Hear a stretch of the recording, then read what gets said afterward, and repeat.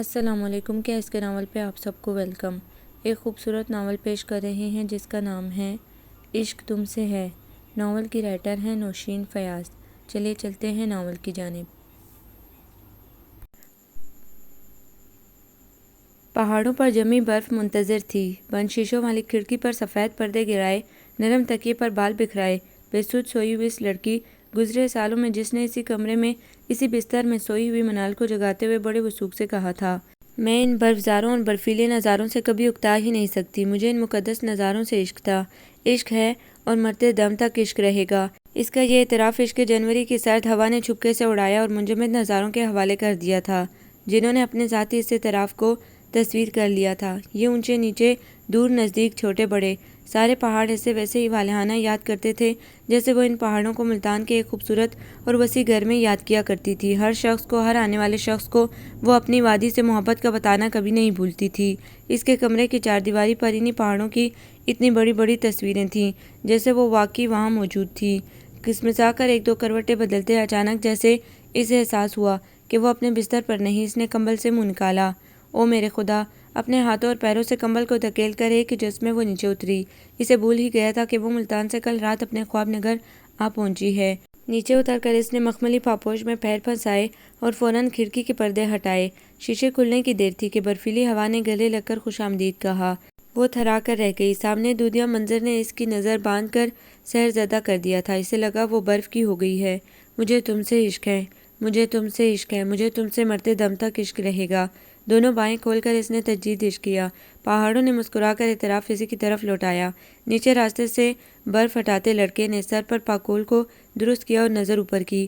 اسے لگا وہ ساری زندگی وہاں سے ہل نہیں سکے گا۔ اس نے یہاں بہت خوبصورتی دیکھی تھی، سیاحوں میں بہت دیوانگی دیکھی تھی۔ جس شے نے اسے مجسمہ کیا وہ شے وہ لڑکی تھی، وہی لڑکی، ہاں وہی لڑکی۔ تر و تازہ ہو کر خود کو اچھی طرح لپیٹ لپاٹ کر وہ سیڑھیاں اتر کر نیچے آئی تو بڑے ابا کی آواز کے ساتھ ایک ٹی وی کی آواز تھی جو اتنے بڑے گھر میں گونج رہی تھی۔ اس نے کمرے میں قدم رکھا۔ بڑی امی اپنے بیڈ پر تکیوں کے سہارے بیٹھی ہوئی تھیں۔ کمبل ان کی ٹانگوں پر پھیلا ہوا تھا اور ہاتھ میں پکڑی تسبیح کے دانے ہونٹ ہلنے کے ساتھ ساتھ گر رہے تھے۔ بڑے ابا اپنے بیت کی چھڑی کرسی کے ساتھ ٹکائے عین دیوار پر ٹنگی LED کے سامنے بیٹھے تھے۔ کل وقتی ملازمہ ان کے سامنے مجرم بنی کھڑی تھی۔ یقیناً ہانیہ کے آنے سے پہلے اس کی کلاس ہو رہی تھی۔ وہ سلام لے کر بڑے ابا کی طرف پیار لینے بڑھی تو انہوں نے ہاتھ کے اشارے سے بت بن کر کھڑی گلمینا کو تقریباً دفع ہی کیا تھا، جس پر شکر کا کلمہ پڑھتی ممنون نظروں سے ہانیہ کو تکتی وہ پل بھر میں باہر غائب ہوئی تھی۔ اتنی جلدی اٹھ گئی تم؟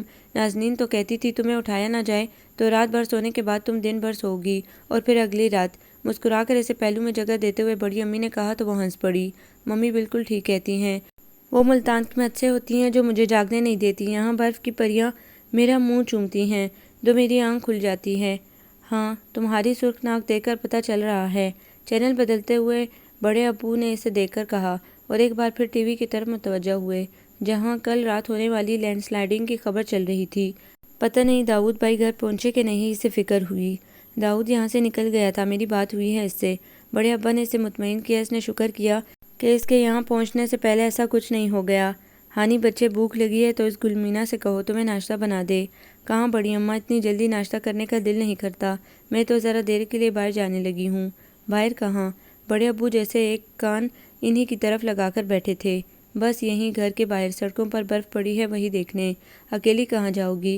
ذرا چائے پی لیں تو میں خود چلتا ہوں تمہارے ساتھ۔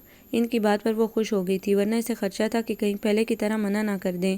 پچھلی بار وہ یہاں تقریباً 4 سال پہلے آئی تھی۔ اس طرح صبح صبح اس نے منال کو اٹھایا اور زبردستی بستر سے نکال کر ساتھ لے جانے پر آمادہ کیا۔ ابھی گھر سے چند قدم دور ہی گئے تھے جب بڑے ابا نے اپنی مشہور زمانہ بیت کی چھڑی گھما کر برف سے ڈھکی زمین پر ماری۔ 1 منٹ سے پہلے واپس پہنچو اور آئندہ میری اجازت کے بغیر باہر نکلی تو اسی چھڑی سے۔ ان کی ادھوری بات کو دونوں نے پورا سمجھ لیا تھا۔ یہ نہیں تھا کہ وہ لڑکیوں کے باہر نکلنے کے خلاف تھے، بس ایک تو موسم بہت ہی خراب تھا، دوسرا الصبح وہ دونوں بنا پوچھے بنا بتائے نکل پڑی تھی۔ کشمیری چائے کے بھاپ اڑاتے بڑے بڑے مگ پینے کے بعد وہ بڑے ابا کے ساتھ باہر نکل آئی۔ ہر طرف برف ہی برف نظر آ رہی تھی۔ پہاڑوں کے پار کہیں سورج طلوع تو ضرور ہوا ہوگا، یہ الگ بات کہ صبح کے اجالے کے علاوہ اس کا ثبوت کچھ نہیں تھا۔ کچھ دور جانے کے بعد ہی بڑے ابا چھینکنے لگے تھے۔ ان کے قدموں کی رفتار بھی انتہائی سست ہو گئی تھی، جسے ہانیہ نے بڑی شدت سے محسوس کیا تھا۔ وہ تو جلد از جلد دور، بہت دور چلی جانا چاہتی تھی، مگر اب اسے لگ رہا تھا یہیں سے پلٹنا پڑے گا۔ ہانی بچے اب واپس چلیں، وہ نہ بھی کہتے تو ان کی حالت تیزار چیخ چیخ کر کہہ رہی تھی، جسے ہانیہ نے نظر انداز کر دیا تھا۔ اب جب وہ منہ سے کہہ رہے تھے تو نظر انداز نہیں کیا جا سکتا تھا، سو اس بات میں جواب دے کر ان کی تقلید میں قدم واپسی کی طرف موڑ دیے۔ سامنے کچھ دور سے آتے شخص کو اس نے اس خوبصورتی نورانی منظر میں گناہ کے کسی سیاہ دھبے کی طرح دیکھا اور بڑے دل سے نظر انداز کر دیا۔ ارسل کہتا تھا، اگر نظر انداز کرنے کے فن کی کوئی ڈگری ہوتی تو اپنی ہانیہ کو PhD کی ہمپلہ ڈگری ملتی۔ بے وقت یاد پر وہ مدھم سا مسکرائی، ٹھنڈی پڑتی ناک کو دستانے پہنے ہاتھوں سے ڈھک کر وہ سستی سے قدم اٹھا رہی تھی۔ سامنے دکھائی دیتا شخص ان کے قریب آ کر رک گیا۔ السلام علیکم انکل، خیریت؟ اتنی صبح آپ باہر ہیں؟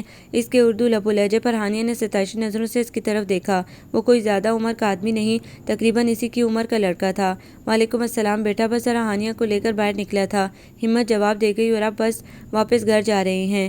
آپ جانتے ہیں آپ کی طبیعت اس بات کی اجازت نہیں دیتی، پھر بھی غیر محسوس طریقے سے وہ بڑے ابا کا ہم قدم ہوا تھا اور ہانیہ پیچھے رہ گئی تھی۔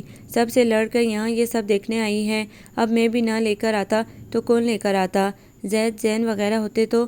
نمناک لہجے میں ادھوری بات کے بعد گھر پہنچنے تک خاموشی ان کے ساتھ سفر کرتی رہی۔ اچھا انکل، چلتا ہوا اپنا خیال رکھیے گا، اگر کسی شے کی ضرورت ہو تو بس ایک فون کر دیجیے گا۔ کہاں چلے؟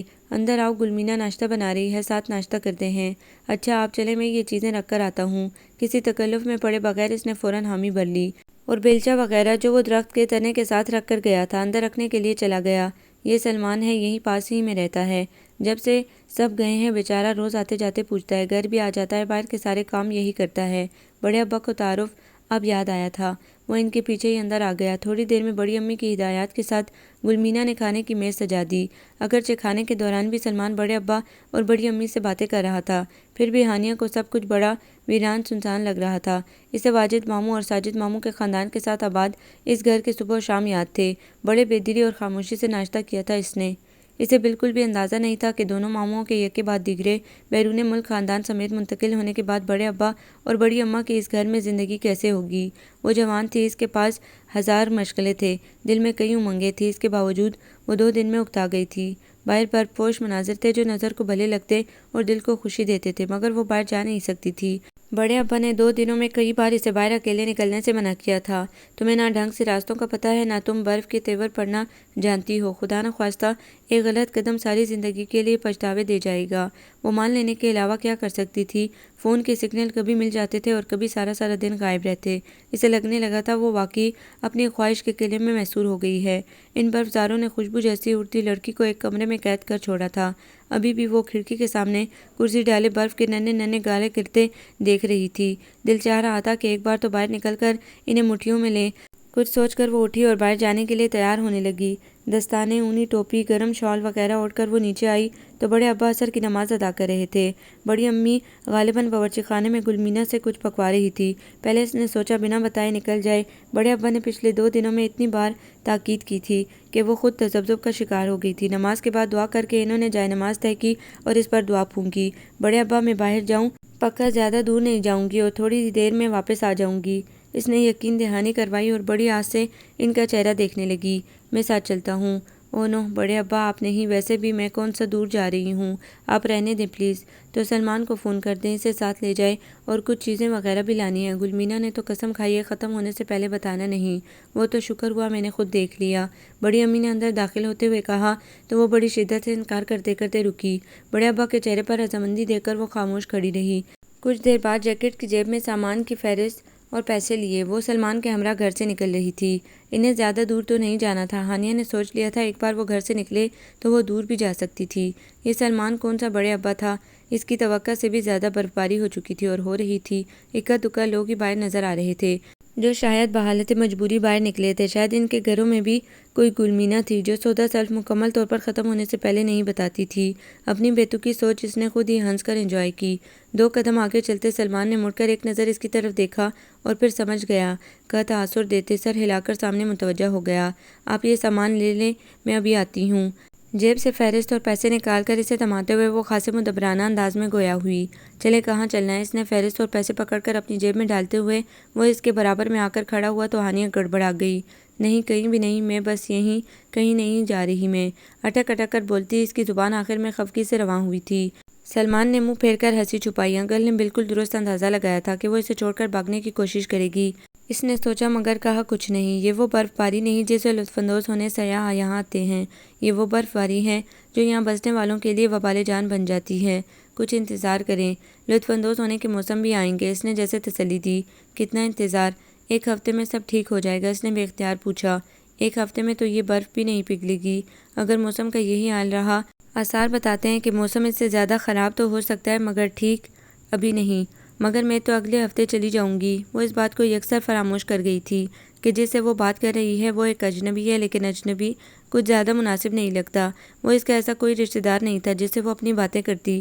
شاید گزرے 2 دنوں میں اس نے خود کو اتنا اکیلا محسوس کرنا شروع کر دیا تھا کہ اگر وہ نہ ہوتا تو ہانیہ شہزاد دیواروں سے باتیں کرنے لگتی۔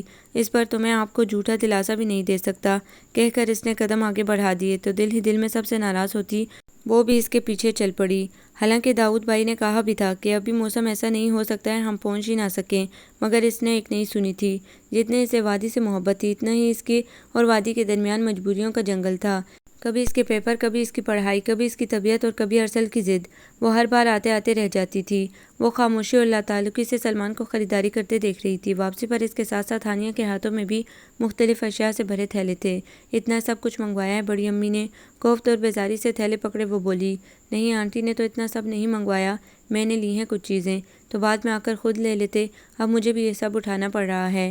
کسی لگی لپٹی کے بغیر اس نے منہ پر بات ماری۔ اصل میں میرا ارادہ ابھی بنا ہے ورنہ گھر سے سواری لے کر نکلتا، اس نے برا مانے بغیر سہولت سے جواب دیا۔ جو علم قلم ہانیہ کی نظر میں اس نے اٹھا لیا تھا وہ چاہتا بھی تو اپنے دونوں ہاتھوں میں سما نہیں سکتا تھا۔ آتے ہوئے وہ ارسل کا لیپ ٹاپ اٹھا لائی تھی۔ مقصد تو صرف اسے ستانا تھا مگر اب برفیلے نظاروں کے علاوہ یہی اس کی ایک دلچسپی تھی۔ عجیب مار دھاڑ اور ایکشن سے بھرپور انگلش ہندی فلمیں تھیں جنہیں نہ چاہتے ہوئے بھی وہ دیکھنے پر مجبور تھی۔ گلمینا اسے رات کے کھانے کے لیے بلانے آئی تو لیپ ٹاپ بند کر کے وہ نیچے چلی گئی۔ بڑی امی کے ساتھ باتیں کرتے ہوئے سلمان کھانے کی میز پر برتن لگا رہا تھا۔ غیر محسوس انداز میں ہانیہ نے خود پر نظر ڈالی۔ سارا لباس سلوٹ زدہ ہو رہا تھا، جیسے کسی مٹکے سے نکال کر پہنا ہو۔ ہاتھ سے سلوٹیں کھول کر اس نے بالوں سے پونی نکالی۔ شہد رنگ تراشیدہ بال کندھوں پر آن گرے تھے۔ اسی لمحے کسی بات پر مسکراتے ہوئے سلمان نے سر اٹھا کر اس کی طرف دیکھا۔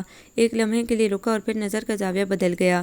بھئی آج کا کھانا تو بہت خاص ہے، بھلا پوچھو تو کیوں؟ وہ ہاتھ دھو کر کرسی گھسیٹ کر بیٹھی تو بڑے ابا نے پوچھا۔ اس نے ابرو اچکا کر کیوں کا اشارہ دیا۔ کیونکہ کہہ کر سلمان نے انہیں متوجہ کیا اور رکابیاں ان کی سمت بڑھا دیں، جسے بڑے ابو نے ایک ایک کر کے چاروں کرسیوں کے آگے رکھ دیا۔ ان کی ادھوری بات پوری ہونے کے انتظار کیے بغیر ہانیہ ان کے ساتھ ہی کھانا شروع کر چکی تھی۔ پہاڑی بکرے کی بھنی ہوئی ران، اشتہا انگیز سبزیوں کا سوپ اور گرم گرم چپاتی، خوش ذائقہ کھانے نے ہانیہ کے موڈ پر اچھا اثر ڈالا تھا۔ کھانا ختم ہونے پر گلمینا اور سلمان نے برتن اٹھائے تو وہ بڑے ابا سے موسم پر بات کرنے لگی۔ کھانا پسند آیا؟ بڑے ابا اس سے شوق سے پوچھ رہے تھے جیسے یہ کھانا ان کی عظیم ترین ایجاد یا چلو ایجاد نہیں تو دریافت ہو۔ بالکل پسند آیا بڑے ابا، سوپ تو لاجواب ہے، رات کو سونے سے پہلے 2 بار پھر پیوں گی۔ آپ کو پتہ ہے ایک بار ارسل دوستوں کے ساتھ کہیں کھانا کھانے گیا ہوا تھا، واپس آیا تو اتنی تعریفیں کہ المان ممی کے ساتھ روز بحث کرتا کہ ہمارے باورچی حسین کو کچھ بنانا نہیں آتا، اسے فارغ کریں۔ ایک دن تنگ آ کر ممی نے کہا ہمیں بھی لا کر وہ کھانا کھلائے، وہ سوپ لے کر آیا۔ یقین کریں بڑے ابا، باقیوں کا مجھے پتہ نہیں، مجھے تو بس الٹیاں ہی آنے لگی تھیں، اس کے بعد سوپ پینے سے ہی توبہ ہو گئی تھی جو آج ٹوٹ گئی۔ وہ جانے کس ترنگ میں مسکراتے ہوئے پرجوش طریقے سے واقعہ سنانے بیٹھ گئی۔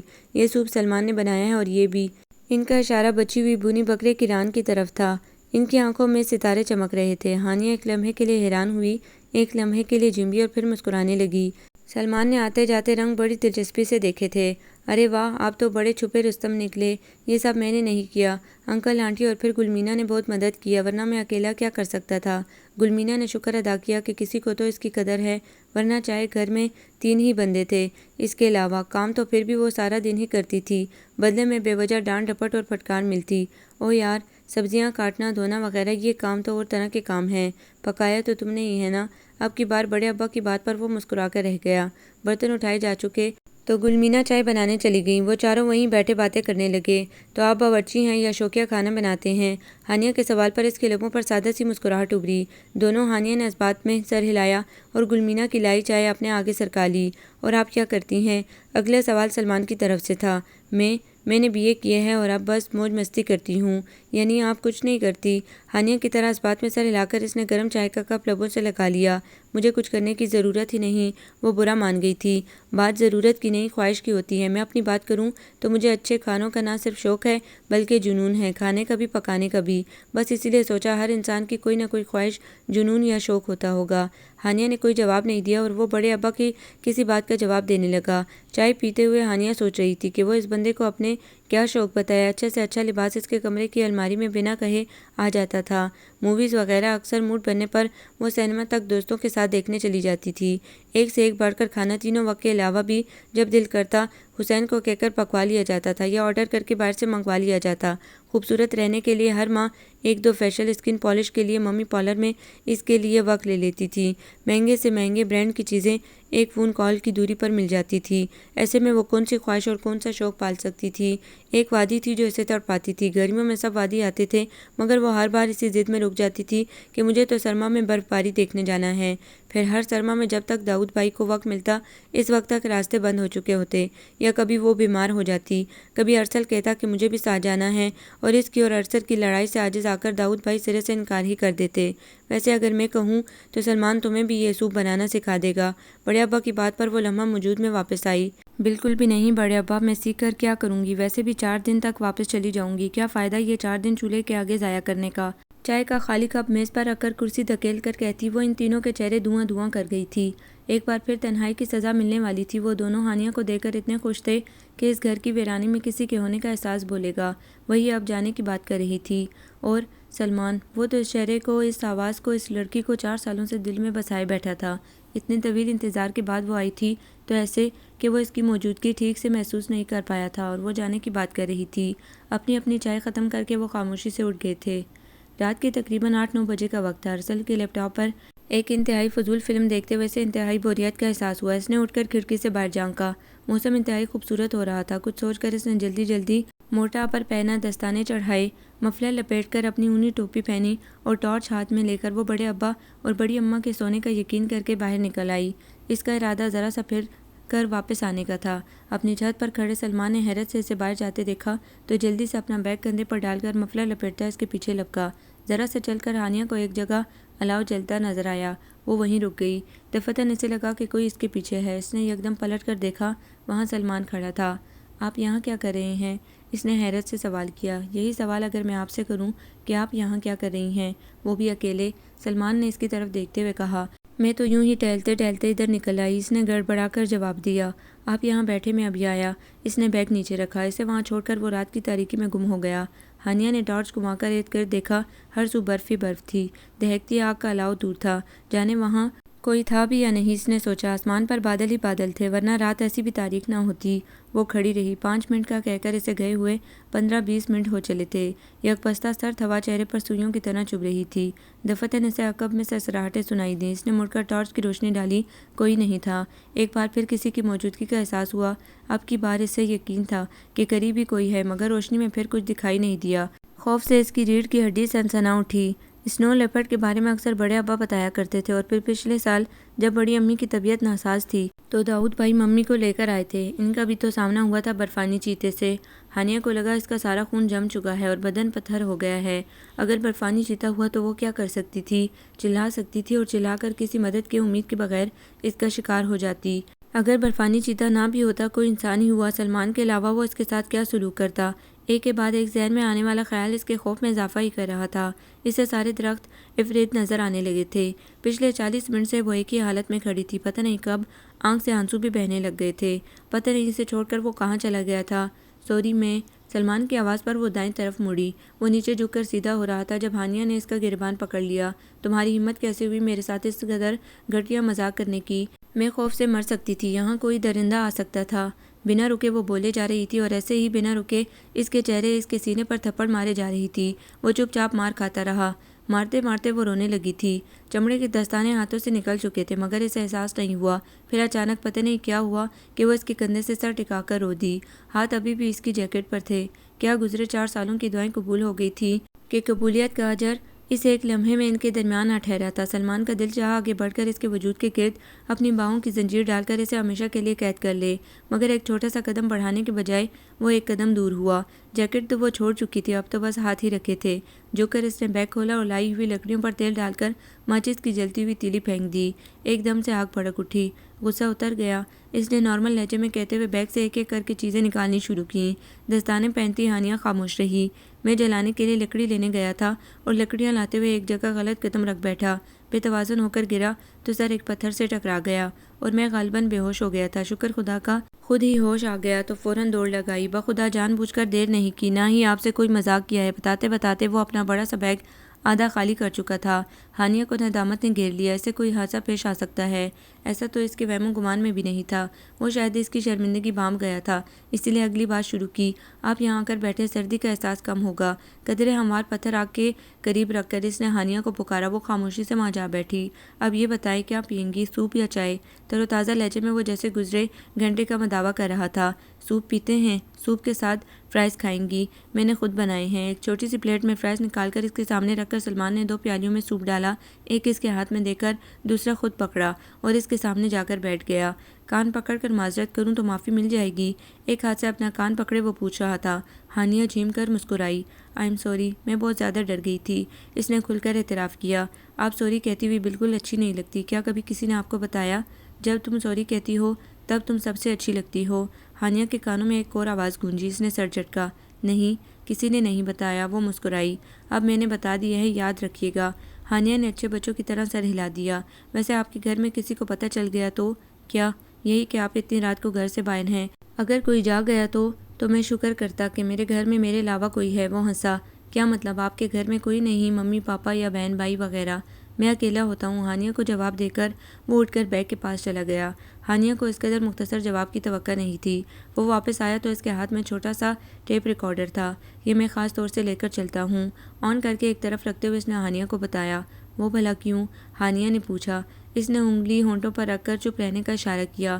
مقامی موسیقی کی آواز بلند ہوئی تو تنہائی کا احساس ایک دم مٹ گیا تھا۔ ہانیہ کو لگا جیسے وہ لوگوں کے بڑے مجمع میں بیٹھی ہو۔ مقامی بولی سے ناشنا ہونے کی وجہ سے وہ گیت کے بول تو نہیں سمجھ پائی، البتہ موسیقی سے خوب حظ اٹھا رہی تھی۔ گیت کے اختتام پر سلمان نے ٹیپ ریکارڈر بند کیا۔ یہ میرا پسندیدہ گیت ہے، مجھے بھی بہت اچھا لگا، اگرچہ سمجھ میں کچھ نہیں آیا، اس نے صاف گوئی سے کہا۔ یہ میرے بابا کی آواز میں ہے، ہمارے ایک تہوار پر انہوں نے امو جان کے لیے گایا تھا۔ ہانیہ کے کچھ کہنے سے پہلے وہاں 3-4 مقامی لوگ آ گئے۔ سلمان نے اٹھ کر ان سے مصافحہ کیا اور مقامی بولی میں ان سے بات کرنے لگا۔ بات کرتے کرتے وہ ہانیہ کی طرف مڑا۔ اگر آپ کو اعتراض نہ ہو تو مقامی رقص دکھاؤں؟ ہانیہ نے الجھ کر اسے دیکھا۔ بات تو کچھ نہیں تھی، لیکن سلمان کی آنکھیں بڑی شوق ہو رہی تھی۔ دکھا دیں۔ وہ واپس آ کر بیٹھا اور دوبارہ وہی گیت لگا دیا۔ کچھ فاصلے پر کھڑے چاروں مقامی آدمی آگے بڑھے اور آگ کے گرد دائرہ بناتے رقص کرنے لگے۔ دستانے اتارے سلمان نے تالیاں بجانا شروع کیں تو وہ بھی اس کا ساتھ دینے لگی۔ آسمان کے کسی کنارے سے جھانک کر چاند نے یہ منظر دیکھا اور مطمئن ہو کر دوبارہ بادلوں کے لحاف میں منہ دے لیا۔ اس برفزار میں جما دینے والی سردی میں ہانیہ نے جوش، خوشی اور سرشاری سے اپنا خون ابلتا ہوا محسوس کیا۔ اس کی سیاہ گور آنکھیں اماوس کی رات میں کسی جگنو کی مانند چمک رہی تھی۔ سلمان نے چپکے سے ان 2 آنکھوں کا تمتماتے سرخ، 2 انار رخساروں کا خوشی اور جوش سے کپ کپاتے پھول جیسے نازک لبوں کا صدقہ اتارا تھا۔ گیت ختم ہوا، دونوں نے خوب تالیاں پیٹ کر رقص کرنے والوں کو خراج تحسین پیش کیا۔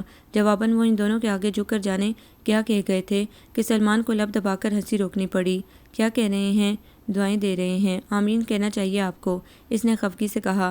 اب وہ کیا بتاتا کہ وہ ان دونوں کو بیٹے کی دعا دے رہے ہیں۔ آمین، اس نے صدقے دل سے کہا۔ ہانیہ نے بھی سچے دل سے آمین کہا تھا۔ جس وقت وہ گھر پہنچے رات کے 3:30 بج رہے تھے۔ اس خوبصورت رات کے لیے بہت بہت شکریہ۔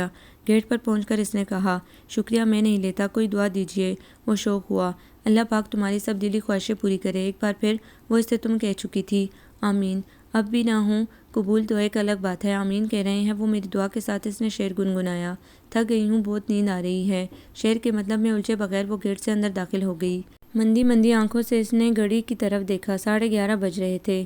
وہ کافی دیر سو چکی تھی، اس کے باوجود بدن پر تھکن طاری تھی۔ وہ اور سو لیتی اگر دروازے پر ہوتی دستک نیند میں خلل نہ ڈالتی۔ جمائیاں لے کر وہ اٹھی اور دروازہ کھول دیا۔ سامنے گلمینا کھڑی تھی۔ صاحب کہہ رہے تھے دیکھ کر آؤ، بچی کی طبیعت ٹھیک ہے؟ گلمینا نے آنے کا مقصد بتایا۔ ہاں ٹھیک ہوں، آ رہی ہوں نیچے۔ ہاتھ سے جمائی روکتے اس نے کہا اور واپس اندر آ گئی۔ تھوڑی دیر بعد زبردستی تازہ دم ہو کر وہ نیچے اتری۔ سلمان بڑا حشاش پشاش بڑے ابا کے پاس بیٹھا تھا۔ السلام علیکم۔ وعلیکم السلام۔ مشترکہ سلام کا مشترکہ جواب آیا تھا۔ طبیعت ٹھیک ہے؟ بڑے ابا کی گلمینہ کے جواب سے تسلی نہیں ہوئی تھی۔ جی بڑے ابا ٹھیک ہوں، بس کل رات دیر سے سوئی تھی تو اٹھنے کا دل نہیں کر رہا تھا۔ اس نے سچ بولا۔ وہی میں کہوں، صبح ہوتی ہی نیچے اتر آتی ہے ہماری ہانی، اور آج اتنا وقت ہو گیا آ گئی ہانیہ۔ بڑی امی نے اندر داخل ہوتے ہوئے اسے دیکھ کر کہا اور واپس مڑ کر گلمینہ کو آواز لگائی، گل او گل ناشتہ لگا جلدی سے۔ ہانیہ کو لگا اس کے لیے ناشتہ لگانے کا کہا جا رہا ہے، مگر یہ دیکھ کر اس کی حیرت کی انتہا نہ رہی کہ بڑے ابا اور بڑی امی بھی اس کے ساتھ ناشتہ کرنے لگے۔ آپ نے ابھی تک ناشتہ نہیں کیا؟ پہلے بھی اکیلے کرتے ہیں، بعد میں بھی اکیلے کریں گے۔ جب تک یہاں ہو تب تک تو تمہارے ساتھ کر سکتے ہیں نا؟ بڑی امی کی بات سن کر وہ شرمندگی سے غرق ہونے کو تھی۔ اسے پتہ ہوتا تو اتنی دیر نہ کرتی۔ آؤ سلمان، تم بھی ناشتہ کر لو۔ بڑے ابا نے اسے دعوت دی۔ میں تو کب کا کر چکا، میرا تو دوپہر کے کھانے کا وقت ہو چلا ہے۔ ایک بھرپور نظر ہانیہ پر ڈال کر اس نے مسکرا کر جواب دیا۔ اس کی یہ نظر بڑے ابا کی نظر کی گرفت میں آئی تھی۔ اسی وقت ان کی توجہ موبائل پر آنے والی کال نے اپنی جانب مبذول کروا لی۔ لو بھائی، تمہاری ماں کی کال ہے، صبح سے 2 بار فون کر چکی ہے۔ موبائل انہوں نے ہانیہ کی سمت بڑھایا۔ نیپکن سے ہاتھ پہنچ کر اس نے فون پکڑا اور کال وصول کر کے کرسی دھکیلتی اٹھ گئی۔ میں ذرا چائے دیکھاؤں؟ بڑی امی باورچی خانے کی طرف چلی گئی۔ میز پر وہ دونوں بیٹھے رہ گئے۔ میری نوازی پیاری ہے نا؟ لقمہ توڑتے ہوئے انہوں نے سلمان سے تائید چاہی۔ جی بہت اچھی لگتی ہے، جی بہت، کہہ کر وہ گڑبڑا گیا۔ ہاتھ روک کر وہ اسی کی طرف دیکھ رہے تھے۔ میرا دل چاہتا ہے ہم مل کر اسے یہیں روک لیں، وادی تو اسے کھینچتی ہی ہے، ہم بھی کوشش کر کے دیکھتے ہیں۔ اس کی سمجھ میں نہیں آیا وہ کیا جواب دے۔ ہم کب سے اکیلے ہیں، کسی کو ہمارا خیال نہیں آیا۔ 4 بچے پیدا کیے، پرورش کی، گھر آباد کیے، اور آج خالی ہاتھ بیٹھے ہیں۔ فون پر کبھی بات ہوتی ہے اور کبھی نہیں۔ خود بتاؤ، فون سے، بینک میں پیسوں سے فرض ادا ہوتا ہے؟ ارے میں جب مروں گا تو ان کے لیے توقع سے زیادہ چھوڑ کر مروں گا، آخر میری اولاد ہے، مگر اب خود غرض ہونے کا دل چاہتا ہے۔ وہ سانس روکے سن رہا تھا۔ چائے لے کر نفیسہ خاتون بھی واپس آ کر بیٹھ چکی تھی۔ دل چاہتا ہے میرا کوئی ہو جو یہ گھر آباد کرے، محبت اور دل کی رضامندی سے، ورنہ مجبوری میں تو میرے بیٹے یہاں رہتے ہی رہے ہیں۔ خاموشی کے کئی لمحے ان کے درمیان گزرے۔ دروازہ کھول کر باہر آتی ہانیہ نے خاموشی توڑی۔ میری چائے ٹھنڈی تو نہیں ہو گئی؟ نہیں، ابھی تو لائی ہوں۔ کیا کہہ رہی تھی نازنین؟ کچھ نہیں، بس ڈانٹ رہی تھی کہ میرا فون بن جا رہا ہے، اب سگنل نہیں آتے تو چارج کر کے کیا کرنا، ہو گیا ہوگا بند۔ اس نے ناک سے مکھی اڑائی۔ مجھے دے دو، میں چارج کر کے رکھ دیتی ہوں، اگر کوئی فون آیا تو بتا دوں گی۔ نہیں، اب کیا کرنا ہے، 3-4 دن کی بات ہے، داؤد بھائی لینے آ جائیں گے، تب تک سکون سے رہوں گی۔ لاپرواہی سے کہتے ہوئے اس نے ارد گرد پھیلی اداسی کو پوری طرح محسوس کیا تھا۔ وہ کبھی محسوس کر ہی نہ پاتی اگر بڑے ابا کا سوال نہ سن لیتی۔ ہم کب سے اکیلے ہیں؟ چائے ختم کر کے کچھ سوچتے ہوئے وہ کمرے میں واپس آئی۔ آسمان پر بادل ابھی بھی ویسے ہی چھائے ہوئے تھے جیسے کل اور کل سے پہلے گزرے دنوں میں۔ اس کے باوجود آج کا دن بہت نکھرا نکھرا طلوع ہوا تھا۔ کل کا سارا دن کمرے میں مراقبہ کر کے گزارنے کے بعد ہانیہ نے آنے والے وقت کے لیے فیصلہ کر لیا تھا۔ اس نے سوچ لیا تھا کہ جب تک ممی یا ماموں بڑے ابا اور بڑی امی کی تنہائی کا کوئی مستقل کارآمد حل نہیں نکال لیتے، تب تک وہ یہیں رہے گی، پھر چاہے ممی ناراض ہوں یا پاپا اسے ڈانٹیں۔ اسے یقین تھا کہ اس کی ضد کا کچھ نہ کچھ مثبت جواب ملے گا۔ اب اگر اس نے یہاں رہنے کا سوچ لیا تھا تو ہر وقت کمرے میں کھڑکی کے آگے کرسی رکھے وہ موسم کے بدلنے کا، بہتر ہونے کا انتظار کرتی بور نہیں ہو سکتی تھی۔ اس لیے آج علی صبح اٹھ کر باورچی خانے میں گلمینہ سے کام کرواتی بڑی امی کے پاس آدم کی۔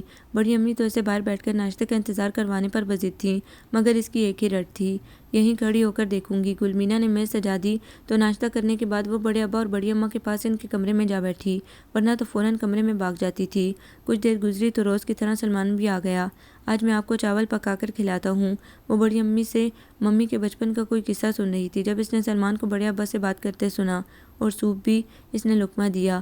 سوپ بھی بن جائے گا، اس کی فرمائش پر اس نے خوش دلی سے جواب دیا۔ ہانی بچے ایسا کرو، سلمان کے ساتھ تھوڑی مدد کروا دینا۔ لیکن بڑے ابا مجھے کچھ نہیں کرنا آتا، وہ بے ساختہ کہہ گئی۔ پھر ایسا کرتے ہیں، سب مل کر کام کرتے ہیں، تم دیکھنا اگر کچھ کیا گیا تو ٹھیک، ورنہ دیکھ کر انجوائے کرنا۔ یہاں وہ کچھ نہیں کہہ سکی۔ جب سب باورچی خانے میں تھے وہ جلے پیر کی بلی بنی کمرے میں گھومتی رہی اور پھر ساری فکریں کندھے سے اتار کر ان کے پاس چلی گئی۔ بڑے ابا اسے دیکھ کر بہت خوش ہوئے تھے۔ خوش تو سلمان بھی بہت ہوا تھا، مگر اس خوشی کا اظہار اس نے مناسب نہیں سمجھا۔ بڑی امی منصوبے کے تحت گلمینہ کو لے کر کمرے میں چلی گئی تھی۔ میرے پیروں میں درد شروع ہو گیا ہے، ذرا تیل کی مالش کروا لوں۔ اگلے 10 منٹ میں بڑے ابا بھی بہانے سے چلے گئے تھے۔ اب وہ دونوں وہاں تھے۔ ہانیہ اسے ایک جگہ سے دوسری جگہ آتے جاتے دیکھ رہی تھی۔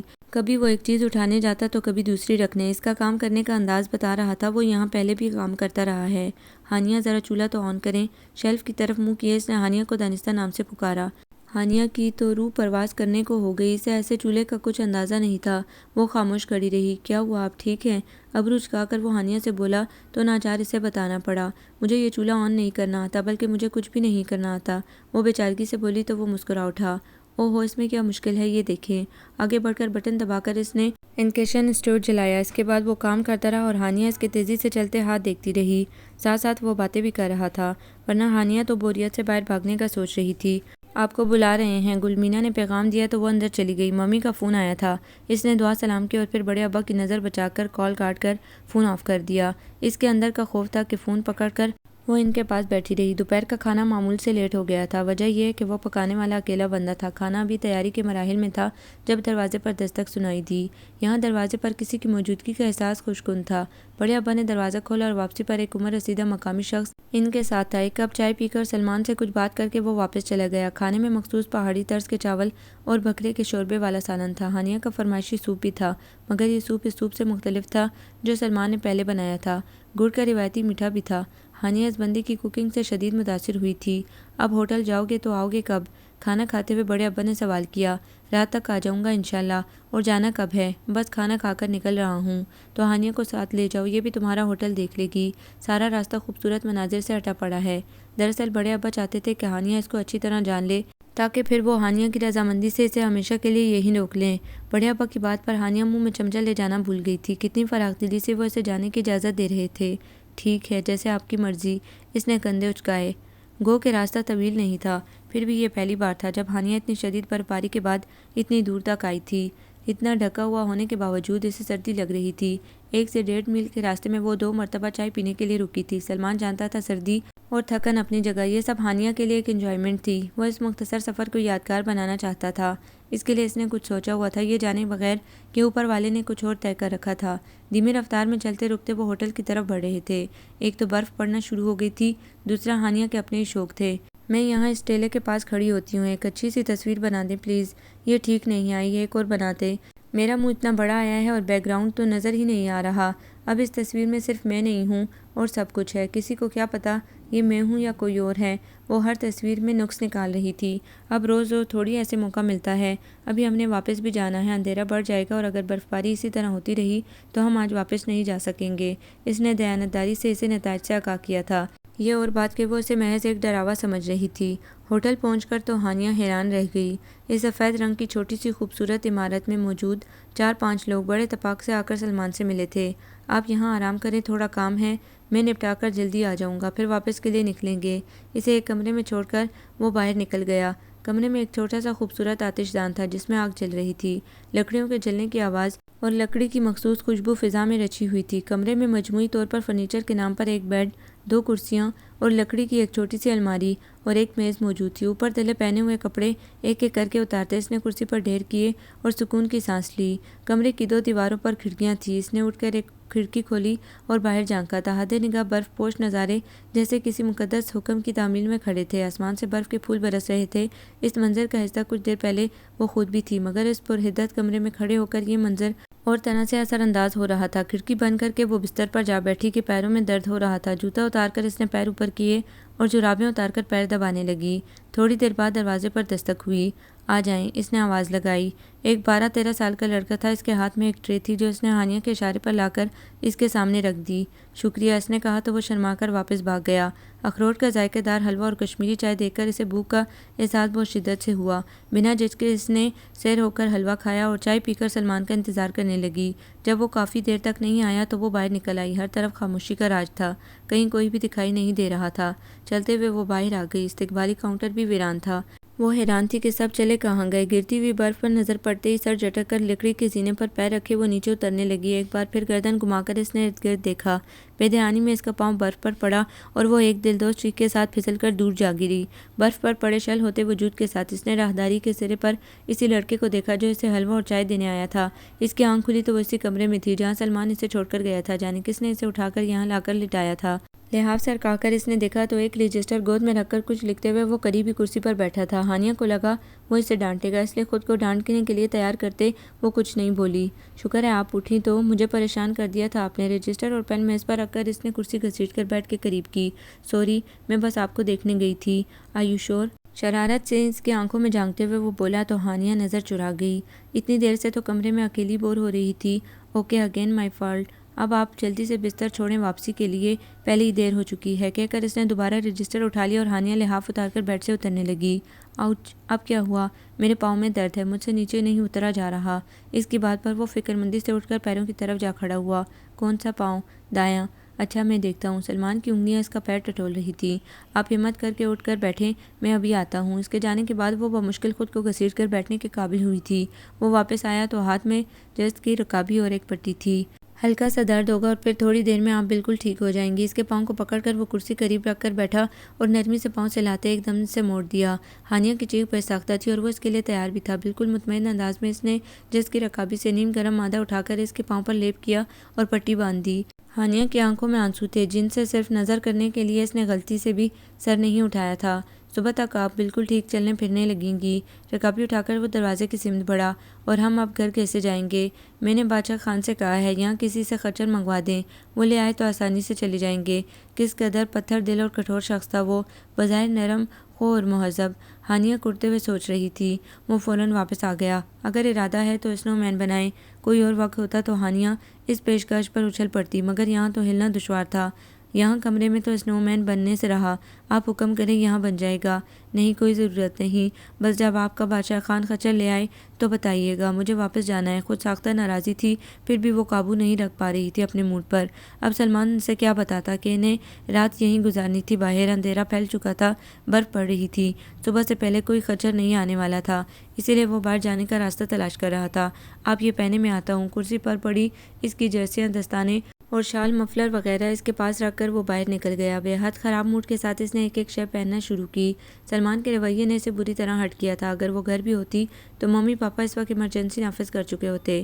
بڑے ابا اور بڑی امی بھی اس کا اتنا خیال رکھتے تھے اور یہاں اسے اتنی زیادہ تکلیف تھی، مگر اگلے بندے کو ذرا برابر بھی پرواہ نہیں تھی۔ آنسوؤں کا گولا پھر سے حلق میں اٹکنے لگا تھا۔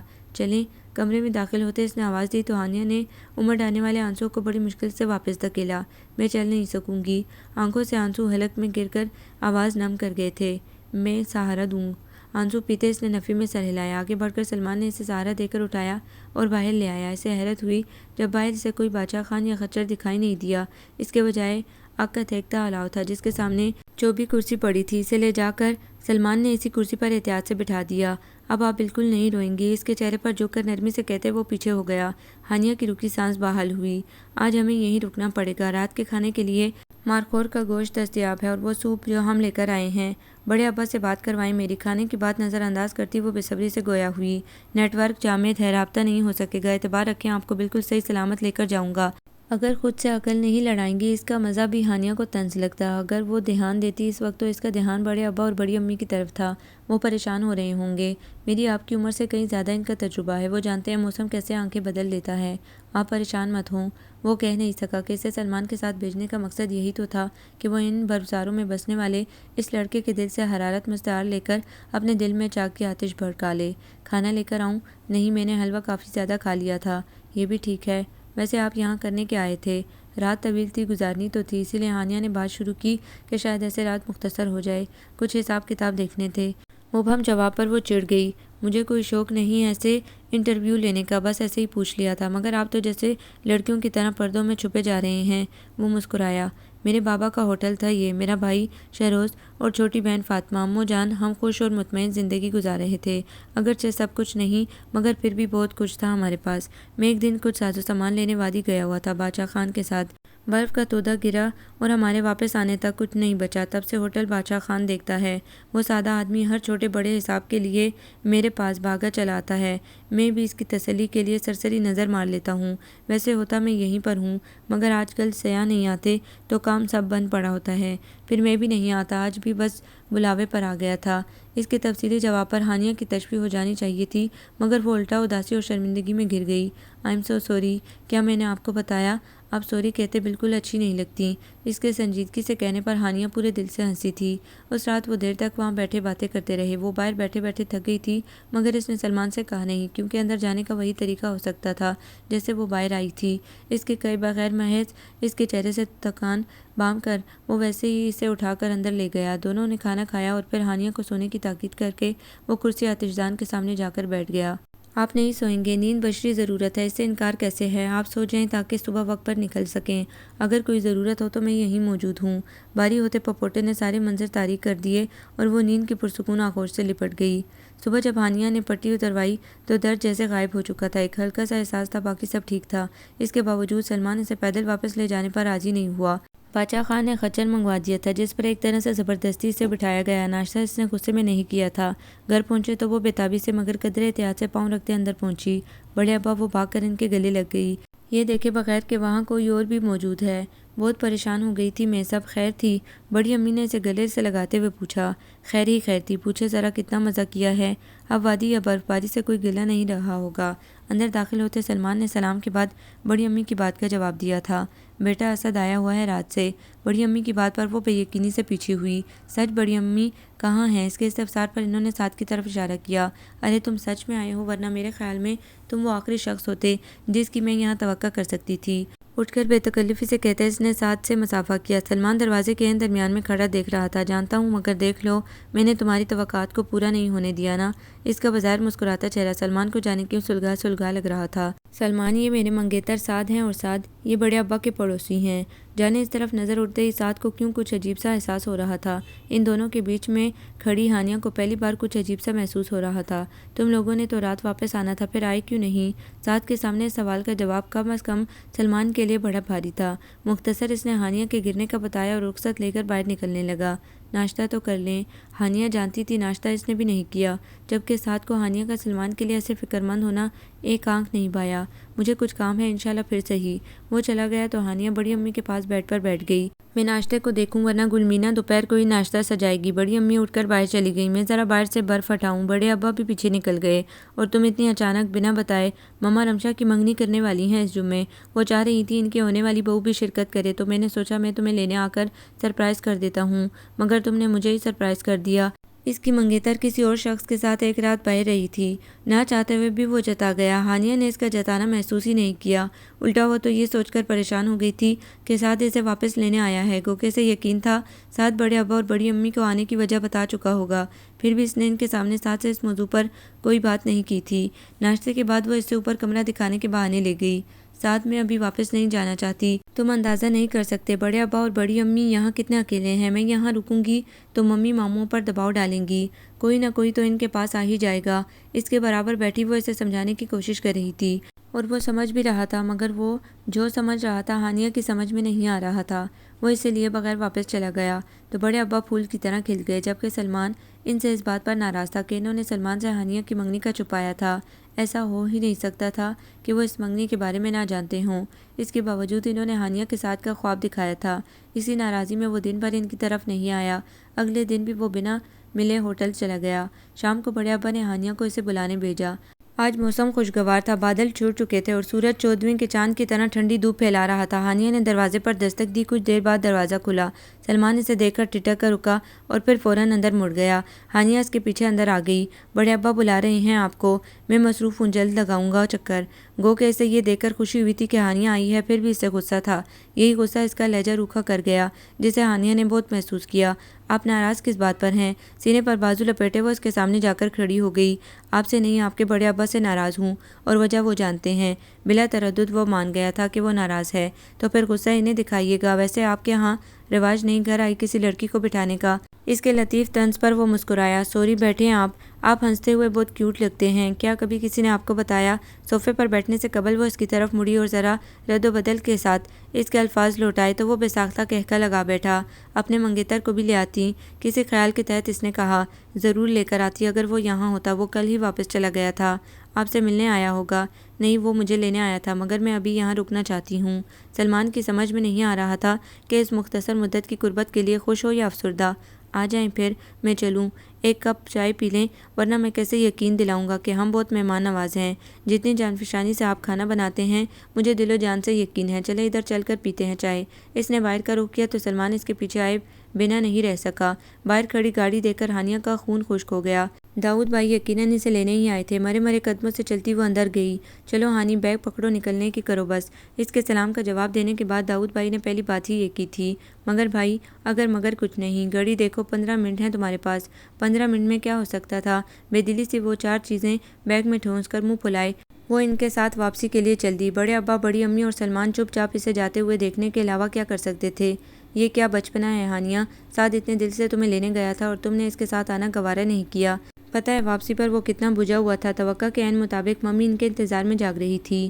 داؤد بھائی نے کھانا بھی نہیں کھانے دیا۔ مجھے بھوک لگی ہے، میں نے کہا تھا راستے میں کھانے کا، انکار تم نے خود ہی کیا تھا۔ باہر سے آتے داؤد نے اپنی پوزیشن کلیئر کی۔ اچھا میں دیکھتی ہوں کچن میں، اب اس وقت کیا منگوا کر دوں؟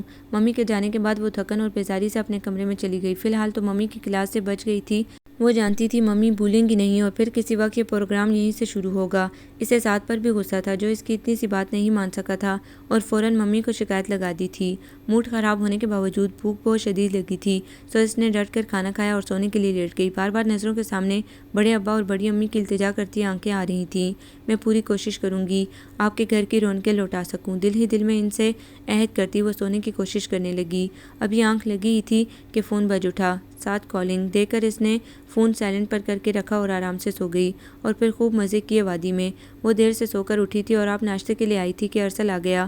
ہاں تو اور کیا، بہت مزہ آیا مجھے۔ بس کرو جھوٹ، بس کرو، جیسے میں تو بڑے ابا کو جانتا نہیں، گھر سے نکلنے بھی نہیں دیا ہوگا۔ تو کس نے کہا گھر میں مزے نہیں ہو سکتے؟ ویسے تمہاری اطلاع کے لیے بتاتی چلوں، میں گھر سے باہر بھی گئی تھی اور دور تک گئی تھی، وہ بھی بڑے ابا کے بغیر۔ اس کی نہایت سکون سے دی گئی اطلاع سعد نے لفظ بلفظ سنی تھی۔ اس بات کا گواہ تو میں بھی ہوں۔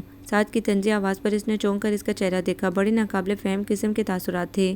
ہانیہ کے ابرو تن گئے۔ ارسل چپ چاپ منظر سے ہٹ گیا۔ تم رات فون نہیں اٹھا رہی تھی جبکہ آنٹی کہہ رہی تھی تم جاگ رہی ہو۔ کرسی سنبھال کر وہ عین اس کے سامنے آ بیٹھا۔ انداز کسی تفتیشی افسر کا تھا۔ ہانیہ سے ویسے ہی ناراض تھی اس لیے کوئی جواب نہیں دیا۔ ویسے اگر تمہیں بات کرتا سن نہ لیتا تو یہی سمجھتا کہ اپنی زبان تم وہی چھوڑ آئی ہو۔ میں اپنی زبان چھوڑ کر آؤں یا کچھ اور، تمہیں اس سے کیا؟ مجھے ہی تو اس سے ہے اور سب کچھ ہے۔ آفٹر آل میری ہونے والی مسز ہو، ہونے والی ہوں، ہوئی تو نہیں نا؟ اسے نظر انداز کرتے پیر جھلاتے وہ پہلی بار ایٹیٹیوڈ دکھا رہی تھی۔ اسے بہت غصہ تھا، اس نے پہلی بار ساتھ سے کوئی فیور مانگی تھی اور وہ بھی اس نے جانے کس لہجے میں ممی کو بتایا تھا کہ وہ آتے ہی بگڑ گئیں۔ ہو جاؤ گی یا اس ہونے میں شک ہے؟ اس کی سنجیدگی نے پہلی بار ہانیہ کو صحیح معنوں میں متوجہ کیا تھا۔ تم مجھے بتا کیوں نہیں دیتے کہ لڑنے کے موڈ سے آئے ہو؟ پوری سنجیدگی سے اس کی آنکھوں میں آنکھیں ڈال کر دیکھتے وہ پوچھ رہی تھی۔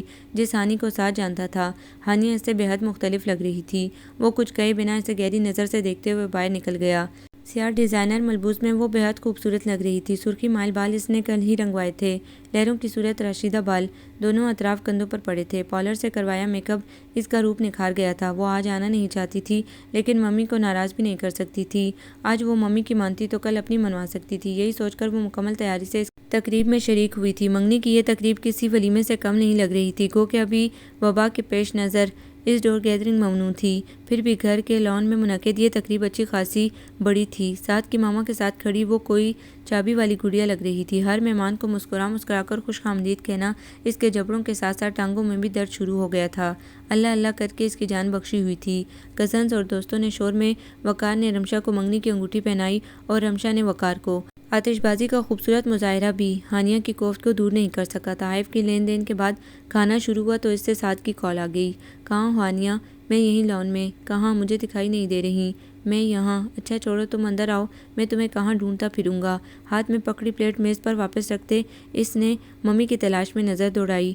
وہ کچھ دور میز پر اپنی سہیلیوں کے ساتھ بیٹھی تھی۔ انہیں بتانے کا ارادہ منسوخ کر کے وہ اندر چلی گئی۔ یہ کوئی پہلی بار تو نہیں تھا جو وہ اس گھر میں آئی تھی، اسی لیے بے جھجک وہ اندر چلی گئی۔ That's like a good girl. میں نے سوچا کیا پتہ تمہارا موڈ ابھی تک ٹھیک ہوا کہ نہیں۔ نہیں موڈ ٹھیک ہے، بس تھک گئی ہوں۔ چلو آؤ تمہیں ریلیکس کرتے ہیں۔ اس کا ہاتھ پکڑ کر وہ اس مختصر راہداری میں بنے دوسرے کمرے کی طرف بڑھ گیا۔ ہانیہ کو اس کی چال کچھ لڑکھڑاتی ہوئی محسوس ہوئی جسے فی الوقت اس نے نظر انداز کر دیا تھا۔ اب بتاؤ کس بات پر ناراض ہو پریٹی گرل؟ اسے صوفے پر بٹھا کر اس کے قریب بیٹھتے ہوئے اس نے لو دیتی نظروں سے ہانیہ کو دیکھ کر کہا۔ ناراض نہیں ہوں، بتایا تو ہے تھک گئی ہوں۔ اس نے اپنی بات دہرائی۔ سعد نے اس کی بات پر دھیان نہیں دیا۔ اس کا سارا دھیان اپنے ہاتھوں میں موجود ہانیہ کے ہاتھوں کی طرف تھا۔ خاموشی محسوس کر کے ہانیہ نے اس کی طرف دیکھا۔ مخمور نگاہوں سے اسے تکتے وہ بڑے جذب سے اس کا ہاتھ تھامے ہوئے تھا۔ ہانیہ کو بے یقینی محسوس ہونے لگی تو اس نے ہاتھ چھڑوا لیے۔ باہر چلتے ہیں۔ اس نے اٹھنے کی کوشش کی مگر سعد نے کندھے پر ہاتھ رکھ کر دباؤ بڑھا اٹھاتے ہوئے اسے دوبارہ بٹھا لیا۔ جانتی ہو ہانیہ، تم بہت خوبصورت ہو، سب کہتے ہیں میری ہو اسی لیے مجھے اور بھی پیاری ہو، مگر جب سے تمہیں اس لڑکے کے ساتھ دیکھا ہے مجھے نفرت ہونے لگی ہے تمہاری خوبصورتی سے۔ اس میں میرا کوئی قصور نہیں، بلا ارادہ ہی اس کی ادھوری بات پر ہانیہ کو جیسے کرنٹ لگا تھا۔ جس رات تم اس لڑکے کے ساتھ تھی میں انگاروں پر لوٹتا رہا تھا، میری نظروں کے سامنے ہر منظر واضح اور شفاف تھا۔ جب وہ تمہیں stop this naan sense please, تم اپنی حواس میں نہیں لگ رہے مجھے۔ غصے کی شدت سے کانپتے ہوئے وہ اٹھ کھڑی ہوئی۔ نہیں ہوں میں اپنی حواس میں، اس رات سے میرا چین سکون سب برباد ہو گیا ہے، ایک تم ہو جو مجھے سکون دے سکتی ہو، پلیز رک جاؤ۔ ہانیہ کا دماغ چکرا گیا تھا، اس کی سمجھ میں نہیں آ رہا تھا رکے یا چلی جائے۔ مجھے خود پر اختیار دو ہانیہ، مجھے اجازت دو تمہیں چاہنے کی، میں تمہیں سب کچھ بھلا دوں گا۔ ہانیہ کے دماغ نے الارم بجانا شروع کر دیا تھا۔ وہ پہلے اس کے کمرے میں آتی تھی، ساتھ ہاتھ پکڑ لیتا تھا، مگر ایسے بے اختیار کبھی نہیں ہوا تھا۔ ممی پریشان ہو رہی ہوں گی، بعد میں بات کرتے ہیں اس بارے میں۔ جتنی تیزی سے وہ باہر کی طرف لپکی، اس سے دوہری رفتار سے وہ اس کے سامنے آ کھڑا ہوا تھا۔ نہیں ہانیہ آج نہیں، میری محبت میں کوئی دوسرا حقدار بن کر آ جائے، میں یہ برداشت نہیں کر سکتا۔ بہت سن لی تمہاری الزام تراشی، اب راستہ دو، مجھے باہر جانا ہے۔ اس کا خون کھول اٹھا تھا اس کھلے الزام پر۔ چلی جانا اتنی جلدی کیوں ہے؟ اس کے سامنے کھڑا سرخ آنکھوں سے تکتا سعد واقعی اپنے حواس کھو بیٹھا تھا۔ ہانیہ کو کندھوں سے پکڑ کر اس نے پیچھے کی طرف دھکیلا، مگر ہانیہ پوری شدت سے اس کے ہاتھ جھٹکتی دروازے کی جانب بڑھ گئی۔ تیش میں آ کر اس نے ہانیہ کو کمر سے پکڑ کر اپنی طرف کھینچا، مگر اس کے ہاتھ میں ہانیہ کی قمیص کا دامن آ گیا۔ جتنے زور سے اس نے کھینچا تھا، معین کپڑا ایک لمحے میں دو لخت ہو گیا۔ ہانیہ نے بے یقینی سے اس کے ہاتھ میں اپنے ملبوس کا پھٹا ہوا ٹکڑا دیکھا۔ اسے وقت دیے بغیر سعد نے اسے اپنی سمت کھینچا۔ ہانیہ کا ہاتھ اٹھا اور سعد کے گال پر نشان چھوڑ گیا۔ اس کے سنبھلنے سے پہلے وہ دروازہ کھول کر باہر بھاگی۔ یو بچ! اپنے پیچھے سے اس نے سعد کو چلاتے سنا، مگر اسے پرواہ نہیں تھی۔ ہانیہ ویسے حد ہوتی ہے لاپرواہی کی، رات ایک تو تم بنا بتائے گاڑی لے آئیں اور دوسرا کسی سے مل کر بھی نہیں آئی۔ مومنہ کیا سوچتی ہوگی تمہارے بارے میں؟ وہ ایک فیشن میگزین کی ورگردانی کر رہی تھی جب ممی فون پر بات کرتی ہوئی ادھر آ نکلی۔ فون بند ہوا تو اس کی شامت شروع ہو گئی۔ ممی تھک گئی تھی، سچ میں بہت طبیعت خراب ہو رہی تھی۔ اس کا دل نہیں چاہا انہیں کچھ بتانے اور گزری رات کے بارے میں سوچنے کا۔ ممی نے اس کا چہرہ بغور دیکھا، سوجی ہوئی آنکھیں، ستا ہوا چہرہ، وہ واقعی بیمار لگ رہی تھی۔ اب ٹھیک ہو، رات بتا دیا ہوتا تو کوئی میڈیسن دے دیتی۔ وہ باز بیٹھی۔ I am fine now, don't worry please. اس نے مسکرا کر ان کی فکر کم کرنی چاہیے۔ آر یو شور؟ اس نے اس بات میں سر ہلا دیا۔ اوہ ہاں، سعد کا فون آیا تھا، کہہ رہا تھا ہانیہ فون نہیں اٹھا رہی، شام کو تیار رہنا، رمشا اور وقار کو پارٹی دے رہا ہے، تمہیں لینے آئے گا۔ منع کر دے ممی، ابھی خود کو فٹ محسوس نہیں کر رہی۔ اس نے فوراً بیانیہ بدلا، تھوڑی دیر ہو آتی، دل بہل جائے گا۔ نو ممی پلیز، اس نے بے چارگی سے کہا تو وہ فوراً مان گئی۔ اچھا میں کہہ دوں گی اسے، تم کوئی میڈیسن لو جا کر۔ لے لوں گی۔ ان کی گود میں سر رکھ کر وہ پرسکون ہو کر لیٹ گئی۔ ممی اپنے فون کی اسکرین پر انگلیاں پھیرتے انہوں نے مختصر رد عمل دیا۔ اب کی بار میں نے زیادہ دن رہنا تھا مگر داؤد بھائی لے آئے۔ ممی سمجھ گئی تھی وہ کہاں کی بات کر رہی ہیں۔ تمہیں تو ہر بار زیادہ دن رہنا ہوتا ہے۔ ممی بڑی امی اور بڑے ابا بہت اکیلے ہیں وہاں۔ آنکھیں موندے وہ انہیں اکیلا دیکھ رہی تھی۔ تو یہ ان کی اپنی چوائس ہے، وہ وادی چھوڑنا نہیں چاہتے، ورنہ تمہارے ماموں نے کتنا زور دیا تھا کہ ان کے ساتھ چلے جائیں۔ وہ ابھی فون پر مصروف تھی۔ ہم ان کے لیے کچھ نہیں کر سکتے کیا؟ اگر وہ یہاں آ جائیں تو تمہارے پاپا کو بھی کوئی اعتراض نہیں ہوگا۔ ممی میں وہاں ان کے پاس رہ جاؤں؟ بڑے غلط وقت پر ان کے فون کی بیل بجی تھی۔ اس کے بعد کئی بار اس نے ان سے بات کرنے کی کوشش کی مگر وہ ٹھیک طرح سے اپنی بات سمجھا نہیں پا رہی تھی۔ اصل میں جو شے اس نے خود محسوس کی تھی وہ کسی دوسرے کو محسوس نہیں کروا پا رہی تھی۔ اسے واپس آئے 2 ماہ ہو چلے تھے اور اب تک وہ کسی کو اپنا نقطہ نظر نہیں سمجھا سکی تھی۔ ممی کو شروع میں لگا کہ ابھی وہ وہاں سے ہو کر آئی ہے، شاید اسی لیے سر پر اتنا سوار کیا ہوا ہے، مگر اب انہوں نے محسوس کر لیا تھا کہ یہ خلل وقتی نہیں، جب سے وہ آئی تھی جیسے بدل گئی تھی۔ سعد کے ساتھ گھومنا پھرنا بالکل ختم ہو گیا تھا۔ انہوں نے غور تو کیا تھا لیکن کہا کچھ نہیں۔ وہ جب اپنے معاملات میں مداخلت پسند نہیں کرتی تھی تو کسی کی ذاتیات میں بھی دخل اندازی نہیں کرتی تھی، پھر چاہے وہ ان کے اپنی اولاد ہی کیوں نہ ہو، مگر صرف ایک حد تک۔ اس روز ہانیہ اپنے کمرے میں تھی، دروازے پر دستک دیے بغیر ممی اس کے کمرے میں آ گئیں۔ سعد کے ساتھ کوئی جھگڑا ہوا ہے؟ ہانیہ کو اتنی سیدھی بات کی توقع نہیں تھی، پھر وہ بھی بات گھمانا نہیں چاہتی تھی۔ جی بس چھوٹی سی بات ہے، آج رات تم اس کے ساتھ ڈنر پر جا رہی ہو، اپنے معاملات سیدھے کرو۔ داؤد کی منگنی پر میں تم دونوں کی شادی اناؤنس کرنے والی ہوں، مگر ممی میری غلطی نہیں ہے، اسے چاہیے تھا مجھ سے۔ ہانیہ میں نے تم سے ڈیٹیل نہیں مانگی، غلطی جس کی بھی ہے، رشتہ تم دونوں کا ہے، تم دونوں کی برابر کی ذمہ داری ہے۔ کوئی فرق نہیں پڑتا شروعات کس نے کی، مگر دونوں کو اس پر ورک آؤٹ کرنے کی ضرورت ہے۔ اس کی بات کاٹ کر انہوں نے اپنی زندگی کا فلسفہ اس پر نافذ کیا۔ اس بار نہیں ممی، اگر اسے رشتہ چاہیے تو اسے خود مجھ سے بات کرنی ہوگی، وہ اپنی غلطی مانے پھر ہم مزید بات کریں گے۔ کیا مطلب؟ اگر اسے یہ رشتہ چاہیے، تم کیا کہنا چاہ رہی ہو؟ میں کچھ نہیں چاہ رہی ممی، بس میں کہیں نہیں جا رہی اور آپ مجھ پر کوئی فیصلہ نہیں تھوپیں گی، پھر چاہے وہ ساتھ کے ساتھ کہیں باہر جانے کا ہو یا اس کے ساتھ زندگی گزارنے کا۔ اپنے کہہ کر ان کے سنے بغیر وہ تیزی سے کمرے سے نکلی تھی۔ کچھ وقت تنہائی درکار تھی، اسی لیے نظر بچا کر وہ ڈرائنگ روم میں جا بیٹھی۔ وہ مجرم نہ ہوتے ہوئے بھی مجرم بن گئی تھی۔ ایک وہ ساتھ دل میں گند بھرا بیٹھا تھا اور یہاں ممی اسے تمام حالات کی ذمہ دار سمجھ رہی تھی۔ اس کا دل بری طرح ٹوٹا تھا، اسے یقین نہیں آ رہا تھا کہ بیٹھے بٹھائے معاملات اتنے خراب ہو سکتے ہیں۔ اس نے کیا برا کیا تھا یا سوچا تھا؟ وہ تو بس بڑے ابا کی بات سن کر جذباتی ہو گئی تھی۔ بڑے ابا کا خیال آتے ہی بڑی شدت سے ان سے بات کرنے کی خواہش جاگی۔ اس نے لینڈ لائن سے ہی ان کا نمبر ملا لیا کہ اس کا فون تو کمرے میں تھا۔ دوسری تیسری بیل پر فون اٹھا لیا گیا۔ ہانیہ کیا گئی تھی؟ لگتا تھا ساری رونقیں چلی گئی ہیں۔ پہلے اس کے جاگنے کا انتظار ہوتا تھا کہ کب وہ اٹھے اور ناشتے کی میز سجے، مگر اب زندگی پھر پہلے جیسی بے رنگ ہو گئی تھی، شاید پہلے سے بھی زیادہ۔ انہوں نے تو کوشش کی تھی کہ یہ خوش رنگ تتلی ان کی مٹھی میں آ جائے اور ان کا بڑھاپا خوبصورت اختتام تک پہنچا دے، مگر قسمت کو منظور ہی نہیں تھا۔ ہانیہ کے جانے کے 3-4 دن بعد سلمان نے بھی ان سے شکوہ کیا تھا۔ آپ کو بتانا چاہیے تھا کہ اس کی منگنی ہو چکی ہے، تو منگنی نکاح تھوڑی ہے، جو بھی ہے رشتہ تو رشتہ ہوتا ہے، ایک رشتہ توڑ کر دوسرا جوڑنا مشکل ہوتا ہے، اور اگر مجھے پتا ہوتا، اگر تمہیں پتا ہوتا، تب بھی تم دل کو اس جانے سے روک نہیں سکتے تھے۔ یہاں وہ چپ کر گیا۔ وہ جانتا تھا سچ یہی ہے، اگر ایسا نہ ہوتا تو وہ کب کا اسے بھلا چکا ہوتا، مگر وہ جانتا تھا اس کا اختیار ہی نہیں تھا خود پر۔ وہ آج بھی اتنا ہی بے بس تھا جتنا کہ پچھلے سالوں میں۔ بات تھی 4 سال پہلے کی۔ وہ ہوٹل جانے کے لیے گھر سے نکلا تھا۔ کچھ سامان بادشاہ خان نے لانے کا کہا تھا، جو گزری رات وہ خرید لایا تھا وہی پہنچانا تھا۔ صبح کا وقت تھا۔ حسب روایت موسم کی پہلی برف باری کے بعد وادی اور اس کے نواح میں برف کی پتلی سی تہہ بچھ چکی تھی۔ اس نے کچھ دور کھڑی 2 لڑکیوں کو دیکھا، دونوں کے چہرے دوسری سمت تھے، اسی لیے وہ دیکھ نہیں پایا۔ ان میں سے ایک لڑکی نے دونوں ہاتھوں کا دائرہ بنا کر ہونٹوں کے گرد رکھا اور پہاڑوں کی طرف منہ کر کے چلائی، مجھے تم سے عشق تھا۔ آواز پلٹ کر آئی تو وہ پہلے سے زیادہ پرجوش ہو کر چلائی، مجھے تم سے عشق ہے۔ تب اسے شرارت سوجی اور پیڑ کے تنے کے پیچھے چھپ کر اس نے بھی اس لڑکی کی طرح صدا دی، مجھے تم سے عشق ہے۔ دونوں لڑکیوں نے چونک کر ارد گرد دیکھا۔ مجھے تم سے مرتے دم تک عشق رہے گا، اس کے کئی الفاظ سلمان نے بھی دہرائے۔ وہ یقیناً آواز کے اس طرح پلٹنے پر حیران تھی۔ وہ سنجیدگی چہرے پر طاری کر کے پیڑ کی اوٹ سے نکلا اور اپنے راستے ہو لیا، وہ راستہ جس پر وہ دونوں موجود تھیں۔ سلمان نے دیکھا ایک تو ساتھ والوں کی منال تھی اور دوسری کو وہ نہیں جانتا تھا۔ اتنی صبح صبح یہاں کیا کر رہی ہو؟ پاس سے گزرتے وہ چند ثانیے ان کے قریب ٹھہر گیا۔ تم بھی تو اتنی صبح نکلے ہو، میں نے تو نہیں پوچھا۔ منال صبح صبح اٹھائے جانے سے چڑی ہوئی تھی۔ میں تو ہوٹل جا رہا ہوں، کچھ سامان پہنچانا ہے، تو جاؤ پھر، یہاں کیوں وقت ضائع کر رہے ہو؟ وہ سچ مچ بہت خفا ہو رہی تھی۔ دوسری لڑکی نے نہ ان کی طرف دیکھا تھا نہ ہی ان سے کچھ کہا، بڑی بے نیازی تھی اس کے انداز میں۔ وہ دیکھتا رہ گیا۔ پھر اسی رات ابو ذر اس کے پاس آیا، نازنین پھوپھو آئی ہوئی ہیں، ہم باربیکیو کا پلان بنا رہے ہیں، تم بھی آ جانا۔ وہ جانتا تھا یہ دعوت نامہ محض دوستی کی خاطر نہیں تھا۔ بابا کے ہوٹل کی مچھلی بہت خاص تھی، جب بھی پاس پڑوس میں یار دوستوں کا موڈ ہوتا وہ اسے ضرور بلاتے تھے۔ بلا چون چرا کیے وہ کھانا بنانے کی ذمہ داری سنبھال لیتا تھا۔ اب بھی اس نے حامی بھر لی تھی۔ اس رات منال، کنزہ، ابو ذر اور زین اس کے مددگار بنے ہوئے تھے، جبکہ باقی کی عوام صرف کھانے میں مدد کر رہی تھی۔ اس وسیع چھت پر ایک طرف وہ انگیٹھیاں سلگائے بیٹھا تھا اور دوسری طرف خاصے فاصلے پر باقی سب بیٹھے لطف اندوز ہو رہے تھے۔ بار بار سلمان کی نظر اس لڑکی پر جا ٹھہرتی تھی۔ 2 بار اس کا ہاتھ جلا تھا، پھر بھی زین اسی کے دہان کی شمع جلائے پروانہ وار نثار ہو رہا تھا۔ وہ اڑتی تتلی کی طرح خوش رنگ اور ناقابل حصول تھی۔ بھلا پردیسیوں سے بھی پرید لگائی جاتی ہے؟ ہاں، مگر لگ جائے تو کچھ کیا بھی نہیں جا سکتا۔ وہ بھی بے وجہ اس حسین بت کا اسیر ہوا تھا۔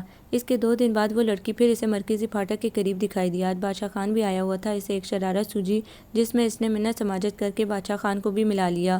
2 دن پہلے کا بنا اسنو مین ابھی تک استادہ تھا۔ اس کے پہلو میں ایک پتھر پر بادشاہ خان ذرا مختلف حلیے میں جا بیٹھا۔ اس نے ہاتھ کے اشارے سے لڑکی کو پاس بلایا۔ بڑا اونچا نصیب ہے بیٹی کا، بہت محبت پاؤ گی، خوشیاں ہی خوشیاں مقدر میں لکھی ہیں، اس کا نام سین سے ہوگا، جس کے ساتھ تمہارا نصیب ہوگا۔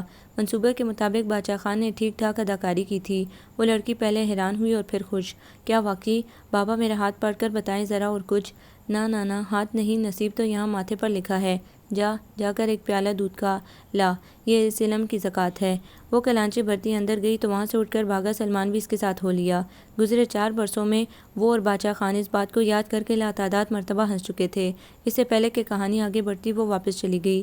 سلمان تو جانے اس سے یاد تھا بھی کہ نہیں، مگر سلمان کو وہ کسی لمحے نہیں بھولی تھی۔ شاید اس سے بے نام تعلق ہی وجہ تھا کہ جب اس گھر کے مکین ہجرت کر گئے تو وہ ان بوڑھے پنچھیوں کے پاس جا کر کچھ وقت گزار آتا۔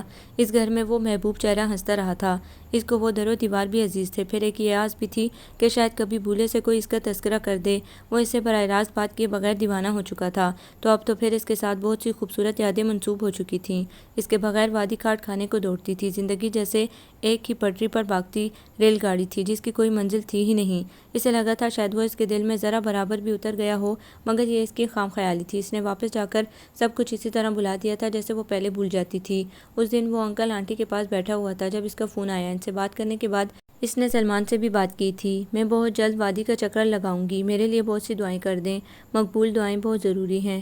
جانے وہ کیوں اتنی پریشان لگ رہی تھی۔ میں آپ کو فون کر لیا کروں؟ سلمان کی بات کے جواب میں ایک لمبی خاموشی کے بعد گہرا سانس ابھرا۔ کیا کریں گے فون کر کے؟ مان لینے میں کوئی مذائقہ نہیں کہ کبھی آپ کو بھی کندھے کی ضرورت پڑتی ہے۔ پہیلیوں بچارتوں میں بات کرنے کے بجائے صاف سیدھا دل کا حال بتا کر رونے کا دل چاہتا ہے تو خود پر جبر کیوں؟ اپنا دل اپنا آپ کھولیے، کسی ایک دوست کے لیے جس سے بازو بننا آئے یا نہیں کندھا بننا ضرور آتا ہو۔ اس کی بات کے جواب میں ہانیہ نے اپنا فون نمبر لکھوا دیا تھا۔ سچ کہتے ہیں موسموں کا تعلق دل کے موسم سے ہوتا ہے۔ دل کے اندر کہرا چھایا ہو تو پھول بھی پھول نہیں لگتے۔ ہانیہ کے اندر کہیں سرد رتوں نے بسیرا کر لیا تھا۔ سعد کے رویے سے اسے بے حد تکلیف ہوئی تھی۔ شروع کے ایک دو دن اس نے فون کیا تھا مگر ہانیہ نے غصے سے بات نہیں کی۔ اس کے بعد سے مسلسل ایک خاموشی تھی جو ان کے درمیان مستقل ٹھہر گئی۔ ممی اس انتظار میں تھی کہ دونوں میں سے کوئی ایک ہی زندگی کی ساکت و سامت جھیل میں پتھر پھینکے، مگر وہ دونوں ضد کے پکے تھے۔ اب انہیں خود آگے بڑھنا تھا۔ رات کے کھانے پر انہوں نے سعد کو گھر بلایا تھا۔ ہانیہ اس بات سے لاعلم تھی۔ شموئی قسمت آج گھر میں داؤد اور پاپا نہیں تھے۔ کھانے کے بعد ہانیہ نے کمرے میں بھاگنے کی کوشش کی تھی مگر ممی کی ایک گھوری نے اسے ایلفی کی طرح صوفے سے چپکا دیا۔ تم لوگ باتیں کرو، میں ابھی آتی ہوں۔ ممی کے ڈرامے پر وہ دانت کچکچا کر رہ گئی۔ تم بات کیوں نہیں کرتی فون پر؟ تم نے فون کیا ہی کب؟ جب تم نے بات نہیں کرنی تو میں فون کیوں کروں؟ مجھے غصہ تھا، وہ صاف گوئی سے بولی۔ وہ مجھے بھی تھا اور ابھی بھی ہے۔ تمہارا غصہ بے بنیاد تھا اور بے بنیاد ہے، وہ اسی کے لہجے میں جواب دے رہی تھی۔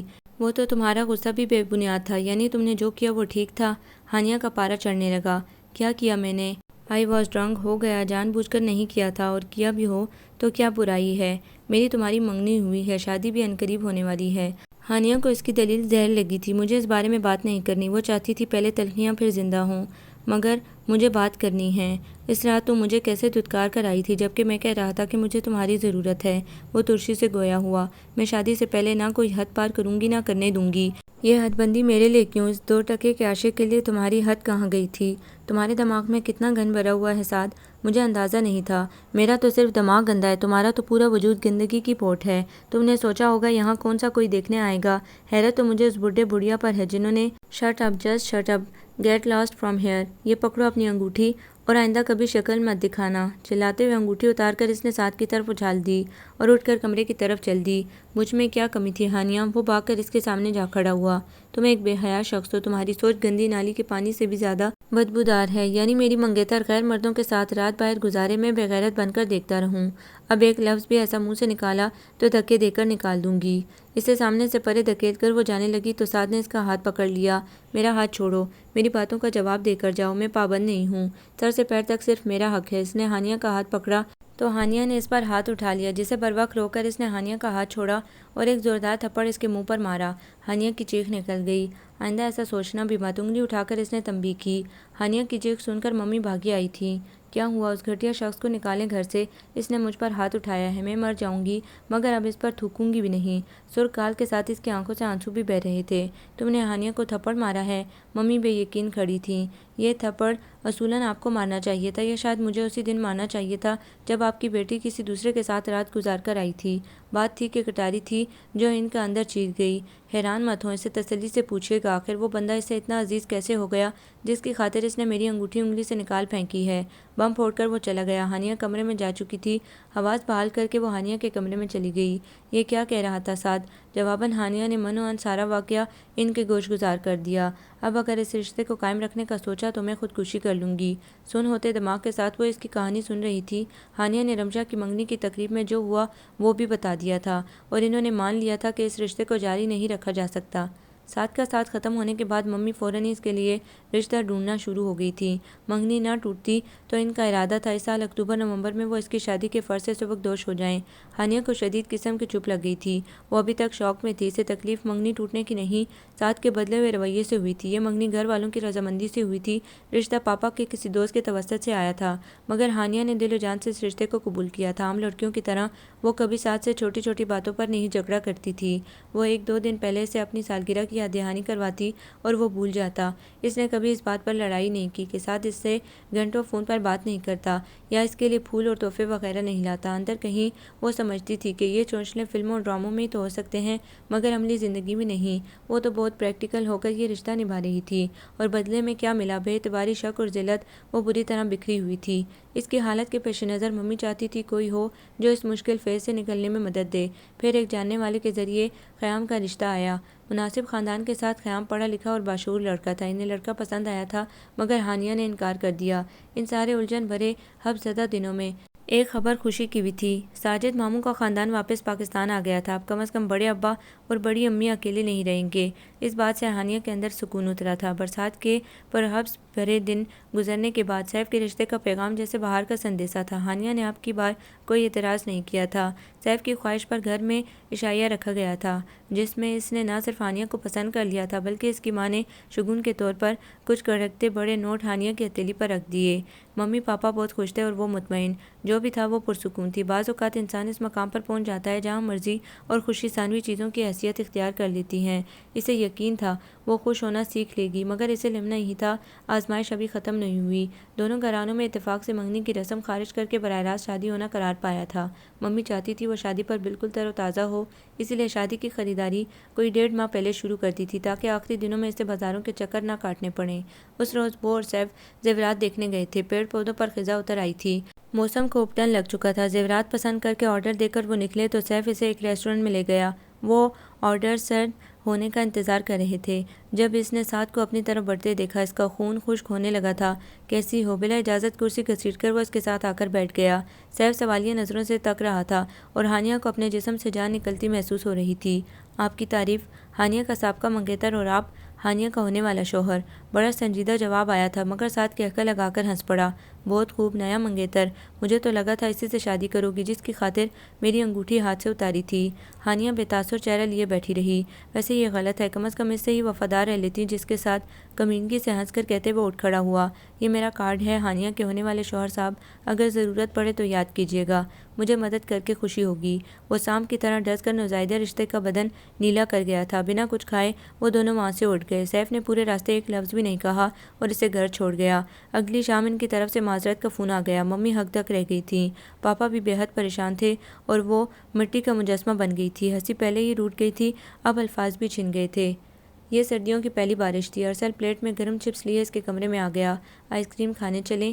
ایسے موسم میں وہ باہر نکلنے کے لیے بے چین ہوتی تھی، مگر آج اس نے کمرے سے قدم نکالنا تو دور، کھڑکی سے بھی باہر نہیں جھانکا تھا۔ میرا دل نہیں چاہ رہا، مگر میرا چاہ رہا ہے۔ حلیہ سدھارو، میں گاڑی نکالتا ہوں، کہہ کر وہ باہر نکل گیا۔ وہ ہنوز بستر میں لیٹی تھی۔ اس کا انتظار کر کر کے وہ دوبارہ آ گیا۔ یہ کیا نحوست پھیلائی ہے یار، چلو باہر انجوائے کرتے ہیں۔ اس نے کمبل کھینچا۔ میں منحوس ہوں، نحوست ہی پھیلا سکتی ہوں، دور رہو مجھ سے اور میرے سائے سے بھی بچو۔ وہ چیخ چیخ کر رونے لگی تھی۔ ارسل کمبل کا کونا تھام کر کھڑا افسوس سے اس کا چہرہ دیکھ رہا تھا، پھر بنا کچھ کہے کمبل چھوڑ کر باہر نکل گیا۔ کچھ دیر بعد وہ ممی کا سر کھا رہا تھا۔ گھٹ گھٹ کر مر جائے گی، اسے نکالیں کمرے سے، حالت دیکھے صدیوں کی بیمار لگ رہی ہے۔ منگنی ہی ٹوٹی ہے، پھر کیا ہو گیا ہے؟ میں کیا کروں، کچھ سمجھ میں نہیں آتا۔ وہ کوئی بات مانتی نہیں۔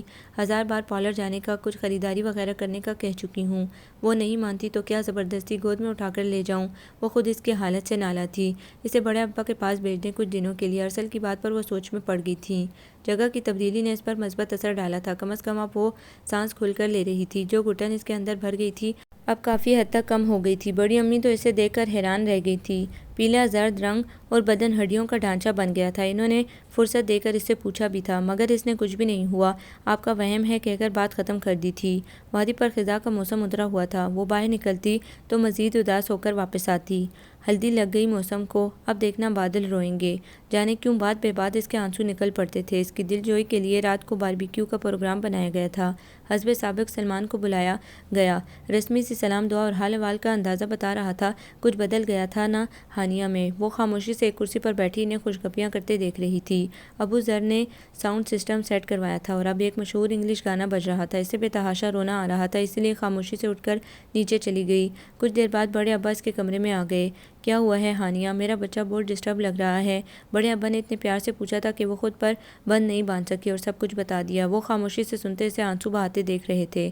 میں یہ نہیں کہہ رہا کہ سعد نے ٹھیک کیا ہے، لیکن اس کی جگہ آ کر دیکھو تو تمہیں اندازہ ہوگا۔ بات چھوٹی نہیں تھی، زندگی ایسی ہی ہے۔ لوگ آپ کا اندر نہیں دیکھتے، صرف وہ دیکھتے ہیں جو ہم کرتے ہیں۔ بس یہ جان لو رب دو عالم نے تمہارا اس کا ساتھ ایسے اور یہیں تک لکھا تھا۔ ہاں مگر سیف کو سب بتا کر اس نے غلط کیا۔ اس سارے میں قصور تمہارا بھی نہیں۔ اپنے معاملات سچے دل سے اوپر والے کے سپرد کر دو، وہ خود سب دیکھ لے گا۔ اب میں تمہیں اداس یا پریشان نہ دیکھوں۔ بڑے ابا کی باتوں سے اس کے اندر سکون اترا تھا۔ ہانیہ کی تکلیف اپنی جگہ، مگر وہ خوش تھے کہ دو بچے جنہوں نے ان سے بے غرض محبت کی تھی، ان کے ایک ہونے کا موقع بن گیا تھا۔ اگلا دن بڑا نکھرا اور تر و تازہ تھا۔ بڑے ابا اپنے کسی وکیل دوست سے ملنے جا رہے تھے۔ انہوں نے ہانیہ کو بھی ساتھ لے لیا تھا۔ موسم کی پہلی برف باری تھی، سیاحوں سے شاہراہیں بھری پڑی تھیں۔ زندگی جیسے فاسٹ ٹریک پر دوڑی چلی جا رہی تھی۔ ہانیہ کو دوبارہ زندگی کا احساس ہو رہا تھا۔ ونڈ اسکرین سے ٹکراتے برف کے ننھے گالے اس کے دل میں خوشی کا احساس پیدا کر رہے تھے۔ شام کو جب واپسی ہوئی تو بہت ساری منفی سوچوں کا خاتمہ ہو چکا تھا۔ اگلے کافی سارے دن وہ کبھی زین اور کبھی ابو ذر کے ساتھ گھومتی پھری تھی۔ وہ حیران تھی، اب تک ممی نے اس سے واپسی کا نہیں پوچھا تھا۔ سکون کے یہ دن بہت تھوڑے تھے۔ ایک شام وہ منال اور کنزا کے ساتھ سنو مین بنانے کے بعد اندر آئی تو ماموں ساجد کو بڑے ابا پر چلاتے سنا۔ پورے گھر میں ان دونوں کی آواز گونج رہی تھی۔ ان کی پرائیویسی کے خیال سے وہ اوپر اپنے اور منال کے مشترکہ کمرے میں چلی گئی۔ اگلی صبح سب کا موڈ بے حد خراب تھا۔ ہر بندہ اسے نظر انداز کر رہا تھا، یہاں تک کہ ماموں ممانی نے اس کے سلام کا بھی جواب نہیں دیا تھا۔ وہ سوچ رہی تھی اس سے غلطی کیا ہوئی، مگر کوئی سرا ہاتھ نہیں آ رہا تھا۔ اسی شام ممی بھی آ گئی تھی، تب اس پر راز کھلا۔ ماموں پاکستان تو بھائی کے ساتھ چھوڑ کر گئے تھے، مگر غیر ملک میں سیٹ نہیں ہو سکے۔ بڑے ابا سے سارے بچے اپنے اپنے حصے لے چکے تھے۔ اب بس یہ گھر بچا تھا جو بڑے ابا کے نام تھا۔ اب ساجد ماموں کہہ رہے تھے اس گھر کو بیچ کر بڑے ابا ان کے ساتھ چلیں تاکہ وہ دوبارہ کوشش کر سکیں۔ پاکستان واپس آنا ان کی مرضی نہیں، مجبوری تھی۔ اب جب گھر کی بات ہوئی تو بڑے ابا نے انکشاف کیا کہ گھر تو وہ ہانیہ اور سلمان کے نام کر چکے تھے۔ اسی غصے میں ان دونوں کے درمیان تو میں ہو گئی۔ پھر ماموں نے فون کر کے ممی کو بلوا لیا کہ وہ بڑے ابا کو سمجھائیں اور ہانیہ کے ذریعے ان پر دباؤ ڈالیں۔ ہانیہ کا دماغ پھٹنے والا ہو چکا تھا سوچ کر۔ ممی کے کہنے سے پہلے اس نے بڑے ابا سے بات کرنے کی ٹھانی۔ بڑے ابا آئس کریم کھانے چلیں؟ اس نے جتنے لاڈ سے پوچھا تھا انکار ہو ہی نہیں سکتا تھا۔ کچھ دیر بعد وہ دونوں گھر سے باہر جا رہے تھے۔ آپ نے ایسا کیوں کیا بڑے ابا؟ کیونکہ جب ساجد واپس آیا تو مجھے یہی شک گزرا تھا، مگر میری سمجھ میں نہیں آ رہا تھا کہ اس گھر کو بچانے کے لیے میں کیا کر سکتا ہوں۔ میں نے اس گھر کو بہت محبت سے بنوایا تھا اور اب اس گھر کی ایک اینٹ سے میں اس مطلب پرست اولاد سے زیادہ محبت کرتا ہوں۔ ہانیہ کو لگا سارے سوال جواب ختم ہو چکے ہیں۔ آپ میرے نام نہ کرتے۔ تمہیں وادی سے جو محبت ہے میں جانتا ہوں، یہی محبت اس گھر کو آباد کرے گی، صرف اسی لیے۔ سلمان نے میرا ان سب سے بڑھ کر خیال رکھا ہے۔ اس کی بے غرض محبت مجھ پر قرض ہے جو میں ادا تو نہیں کر سکتا، مگر محبت کا جواب محبت سے ضرور دے سکتا ہوں۔ بڑے ابا آپ سارا گھر اسی کے نام کر دیتے۔ اس کی بات پر وہ مسکرائے۔ میں نے گھر اسی کے نہیں تمہارے نام کیا ہے۔ اگر تمہارے نام کر دیتا تو مجھے پتا ہے ذرا سا دباؤ پڑنے پر تم ان کے ہاتھ میں تھما دیتی۔ کم از کم سلمان ایسا نہیں کرے گا۔ اگر آپ کی خواہش ہے تو میں بھی ایسا نہیں کروں گی، جواباً اس نے بھی مسکراتے ہوئے جواب دیا۔ نازنین تو بھائی کے بلاوے پر آئی تھی کہ بیٹی اور باپ پر دباؤ ڈال کر ان معاملات سے کنارہ کش ہو سکیں، مگر یہاں آ کر انہیں احساس ہو رہا تھا کہ یہ سفر اس وقت ان کی اپنی سب سے بڑی ضرورت تھا۔ رات کا دوسرا پہر تھا، سب اپنے اپنے کمروں میں سونے جا چکے تھے۔ نازنین ماں کے پاس بیٹھی تھی، ملنے ملانے اور باتیں کرنے میں عشاء کی نماز کو کافی دیر ہو چکی تھی۔ سو ابا جان اس وقت نماز ادا کر رہے تھے۔ نازنین منتظر تھی کہ کب وہ نماز پوری کر کے آئیں تو وہ ان سے بات کر سکے۔ نماز پڑھ کر دعا مانگنے کے بعد انہوں نے نازنین پر پھونک ماری اور ان کے ساتھ ہی ہیٹر کے قریب بیٹھ گئے۔ ہانیہ کا دھیان کیوں نہیں رکھتی تم؟ رکھتی تو ہوں، لگتا تو نہیں، بس ایک تو حالات ایسے ہو گئے تھے اور پھر وہ حساس بہت ہے، چھوٹی چھوٹی باتوں کو سر پر سوار کر لیتی ہے۔ نظر چرا کر انہوں نے سارا ملبہ اس کی حساسیت پر ڈال دیا، ورنہ وہ خود اس قدر پریشان رہی تھی۔ اگر ساتھ کے ساتھ منگنی برقرار رہتی تو وہ اب تک ہانیہ کے فرض سے سبکدوش ہو چکی ہوتی۔ ہاں مجھے بتایا اس نے، اب پھر کیا سوچا ہے اس کے لیے؟ اللہ کے حکم کا انتظار ہے، جب حکم ہوا لمحہ بھر کی دیر نہیں کروں گی۔ ویسے تو تم لوگوں نے سارے معاملات بالا ہی بالا طے کر لیے تھے، پھر بھی اگر کسی قابل جانو تو ایک رشتہ ہے میرے پاس۔ نازنین کو لگا شاید وہ ابو ذر کے لیے ہانیہ کا رشتہ مانگنے والے ہیں۔ ایک وقت تک ان کے دل میں بھی یہ خواہش رہی تھی، مگر جب بھائی باورچ نے کوئی بات نہیں کی تو وہ خود کیا کہتی؟ بھلا بیٹی کی ماں ہو کر خود کیسے سوال کر سکتی تھی؟ کس کی بات کر رہے ہیں آپ؟ لڑکے کے ماں باپ نہیں ہیں بلکہ قریبی کوئی رشتہ موجود ہے، اپنا ہوٹل ہے، شوقیہ کھانے وغیرہ پکاتا ہے وہاں، شریف پڑھا لکھا ہے اور سب سے بڑھ کر اپنی ہانیہ کو پسند بھی کرتا ہے۔ ٹھہر کر انہوں نے بات مکمل کی اور نازنین کا چہرہ دیکھا۔ میں کل بلوا لیتا ہوں، ایک بار دیکھ لینا، سچ کہوں تو مجھے میری سگی اولاد سے زیادہ عزیز ہے۔ کیا یہ وہی ہے جس کے نام آپ نے یہ گھر کیا ہے؟ ان کی والہانہ محبت کو دیکھتے ہوئے نازنین نے اندازہ لگایا۔ انہوں نے اس بات میں سر ہلا دیا۔ اگر آپ کو پسند ہے تو میرے دیکھ کر قبول کرنے یا نہ پسند کرنے کا سوال ہی پیدا نہیں ہوتا۔ میں بس اس کے پاپا سے بات کر لوں اور پھر ہانیہ سے پوچھ لیں گے۔ ہانیہ سے تم مت پوچھنا، میں خود بات کروں گا۔ اپنے آنے کا مقصد فراموش کر کے نازنین بڑے دماغ کے ساتھ وہاں سے اٹھی تھی۔ گو کہ اگلے دن انہوں نے ابا جان سے بھی بات کی تھی، مگر انہوں نے قطعیت سے انہیں اس معاملے سے الگ رہنے کا کہا تھا۔ اگلی شام وہ ہانیہ کو لیے بغیر واپس چلی گئی تھی۔ گھر کا ماحول ویسے ہی گھٹن زدہ تھا۔ بڑے ابا اور بڑی امی کے علاوہ سب کے لیے وہ خیر موجود تھی۔ حیرت تو یہ کہ اب اسے برا بھی نہیں لگ رہا تھا۔ وہ روز صبح ناشتے سے پہلے گھر سے نکل جاتی اور گھوم پھر کر اس وقت واپس آتی جب سب ناشتہ کر چکے ہوتے۔ البتہ بڑے ابا اور بڑی امی اب بھی اس کے آنے کا انتظار کرتے تھے۔ اب اس کے ایسے جانے پر بڑے ابا کچھ بھی نہیں کہتے تھے، انہیں تو بس نازنین کے فون کا انتظار تھا۔ پھر ایک شام نازنین نے فون پر انہیں رضامندی دے دی۔ باپ کا ان کی زندگی کے لیے لیا گیا فیصلہ ایسا شاندار تھا کہ اب بھی دونوں میاں بیوی نے دعائیں دیتے تھے۔ ایسے میں اپنی لاڈلی نواسی کے لیے وہ کیسے کسی غلط شخص کا انتخاب کر سکتے تھے؟ یوں بھی دونوں نے ایک بار اپنی مرضی کر دیکھی تھی۔ بڑے ابا بہت خوش تھے۔ ہانیہ سے بات کرنے کے لیے اگلی صبح وہ اس کے ساتھ نکلے تھے۔ ہانیہ نے ان کی خواہش اور ماں باپ کی رضامندی بالکل خاموشی سے سنی تھی اور پھر اطمینان سے انکار کر دیا۔ نہ میں نے ایسا پہلے کبھی سوچا تھا اور نہ اب سوچوں گی۔ نہ ہی میں یہ چاہتی ہوں کہ مجھ پر الزام تراشی کرنے والے خود کو حق پر سمجھیں، اسی لیے اس معاملے کو یہیں ختم کر دیں۔ بڑے ابا نے غور سے اس کا چہرہ دیکھا۔ وہ جھوٹ نہیں کہہ رہی تھی۔ اس کے باوجود وہ اپنی خواہش سے دستبردار نہیں ہوئے تھے۔ وہ اسے منا سکتے تھے، وہ کوشش کر سکتے تھے اگر وہ وہاں رکتی۔ یہ پہلی بار تھا جب اس نے خود سے گھر واپس جانے کی خواہش کا اظہار کیا تھا۔ کچھ دن اور رک جاتی۔ بڑے ابا کا ناراض لہجہ گویا شکوہ تھا۔ میں نہیں چاہتی میرا اس سے سامنا ہو، پھر یہاں سب کے رویے سہنے کی ہمت نہیں ہے مجھ میں۔ داؤد بھائی سے کہہ دیں وقت نکال کر مجھے یہاں سے لے جائیں۔ وہ واپسی کے راستے پر قدم رکھ چکی تھی اور وہ بے چارگی سے اسے دیکھتے رہنے کے علاوہ کچھ نہیں کر سکتے تھے۔ ہانیہ فون کر کے داؤد کو لینے آنے کا کہہ چکی تھی۔ داؤد نے 1-2 دن میں آنے کا کہا تھا۔ اس سے پہلے داؤد اسے لینے آتا، ساجد ماموں اپنی بیوی اور بچوں کے ساتھ گھر چھوڑ گئے تھے۔ جاتے ہوئے انہوں نے یہ بتانا گوارا نہیں کیا کہ وہ کہاں جا رہے ہیں۔ ایک بار پھر پورا گھر خاموشی کی لپیٹ میں آ گیا تھا۔ ہانیہ کو یقین تھا بڑے ابا اور بڑی امی اسی طرح ماموں کے چلے جانے سے بہت زیادہ افسردہ ہوئے ہوں گے، مگر انہوں نے کسی بھی طرح اس سے افسردگی کا اظہار نہیں کیا تھا۔ اب ہانیہ کا دل چاہ رہا تھا کہ داؤد اسے لینے آئے۔ اپنی جلد بازی پر اسے افسوس بھی ہوا تھا۔ سلمان ہی تھا بھلا، وہ کون سا اسے کھا سکتا تھا؟ آج وہ خوفزدہ ہو کر بھاگنے لگی تھی۔ خیر اب کیا ہو سکتا تھا؟ آج پہلی بار وہ ناشتہ بنانے کی نیت سے باورچی خانے میں داخل ہوئی تھی۔ گلمینا نے پراٹھے ڈالے اور وہ انڈا فرائی کرنے کی کوشش کرتی رہی۔ ایک انڈا پین سے چپک گیا، ابھی تیل ٹھنڈا تھا۔ دوسرا انڈا پہلے والے چپکے ہوئے انڈے سے لگ کر جل گیا۔ یہ کام میرے بس کا نہیں، گلمینا سے کہہ کر باورچی خانے سے وہ نکل آئی۔ ناشتہ کرنے کے بعد وہ اپنا کمرہ سمیٹنے کے لیے اوپر چلی گئی۔ کام تو کچھ تھا ہی نہیں، آج داؤد اسے لینے آنے والا تھا، اس لیے اپنے کپڑے وغیرہ بیگ میں ڈالتے وہ بے حد اداس ہو رہی تھی۔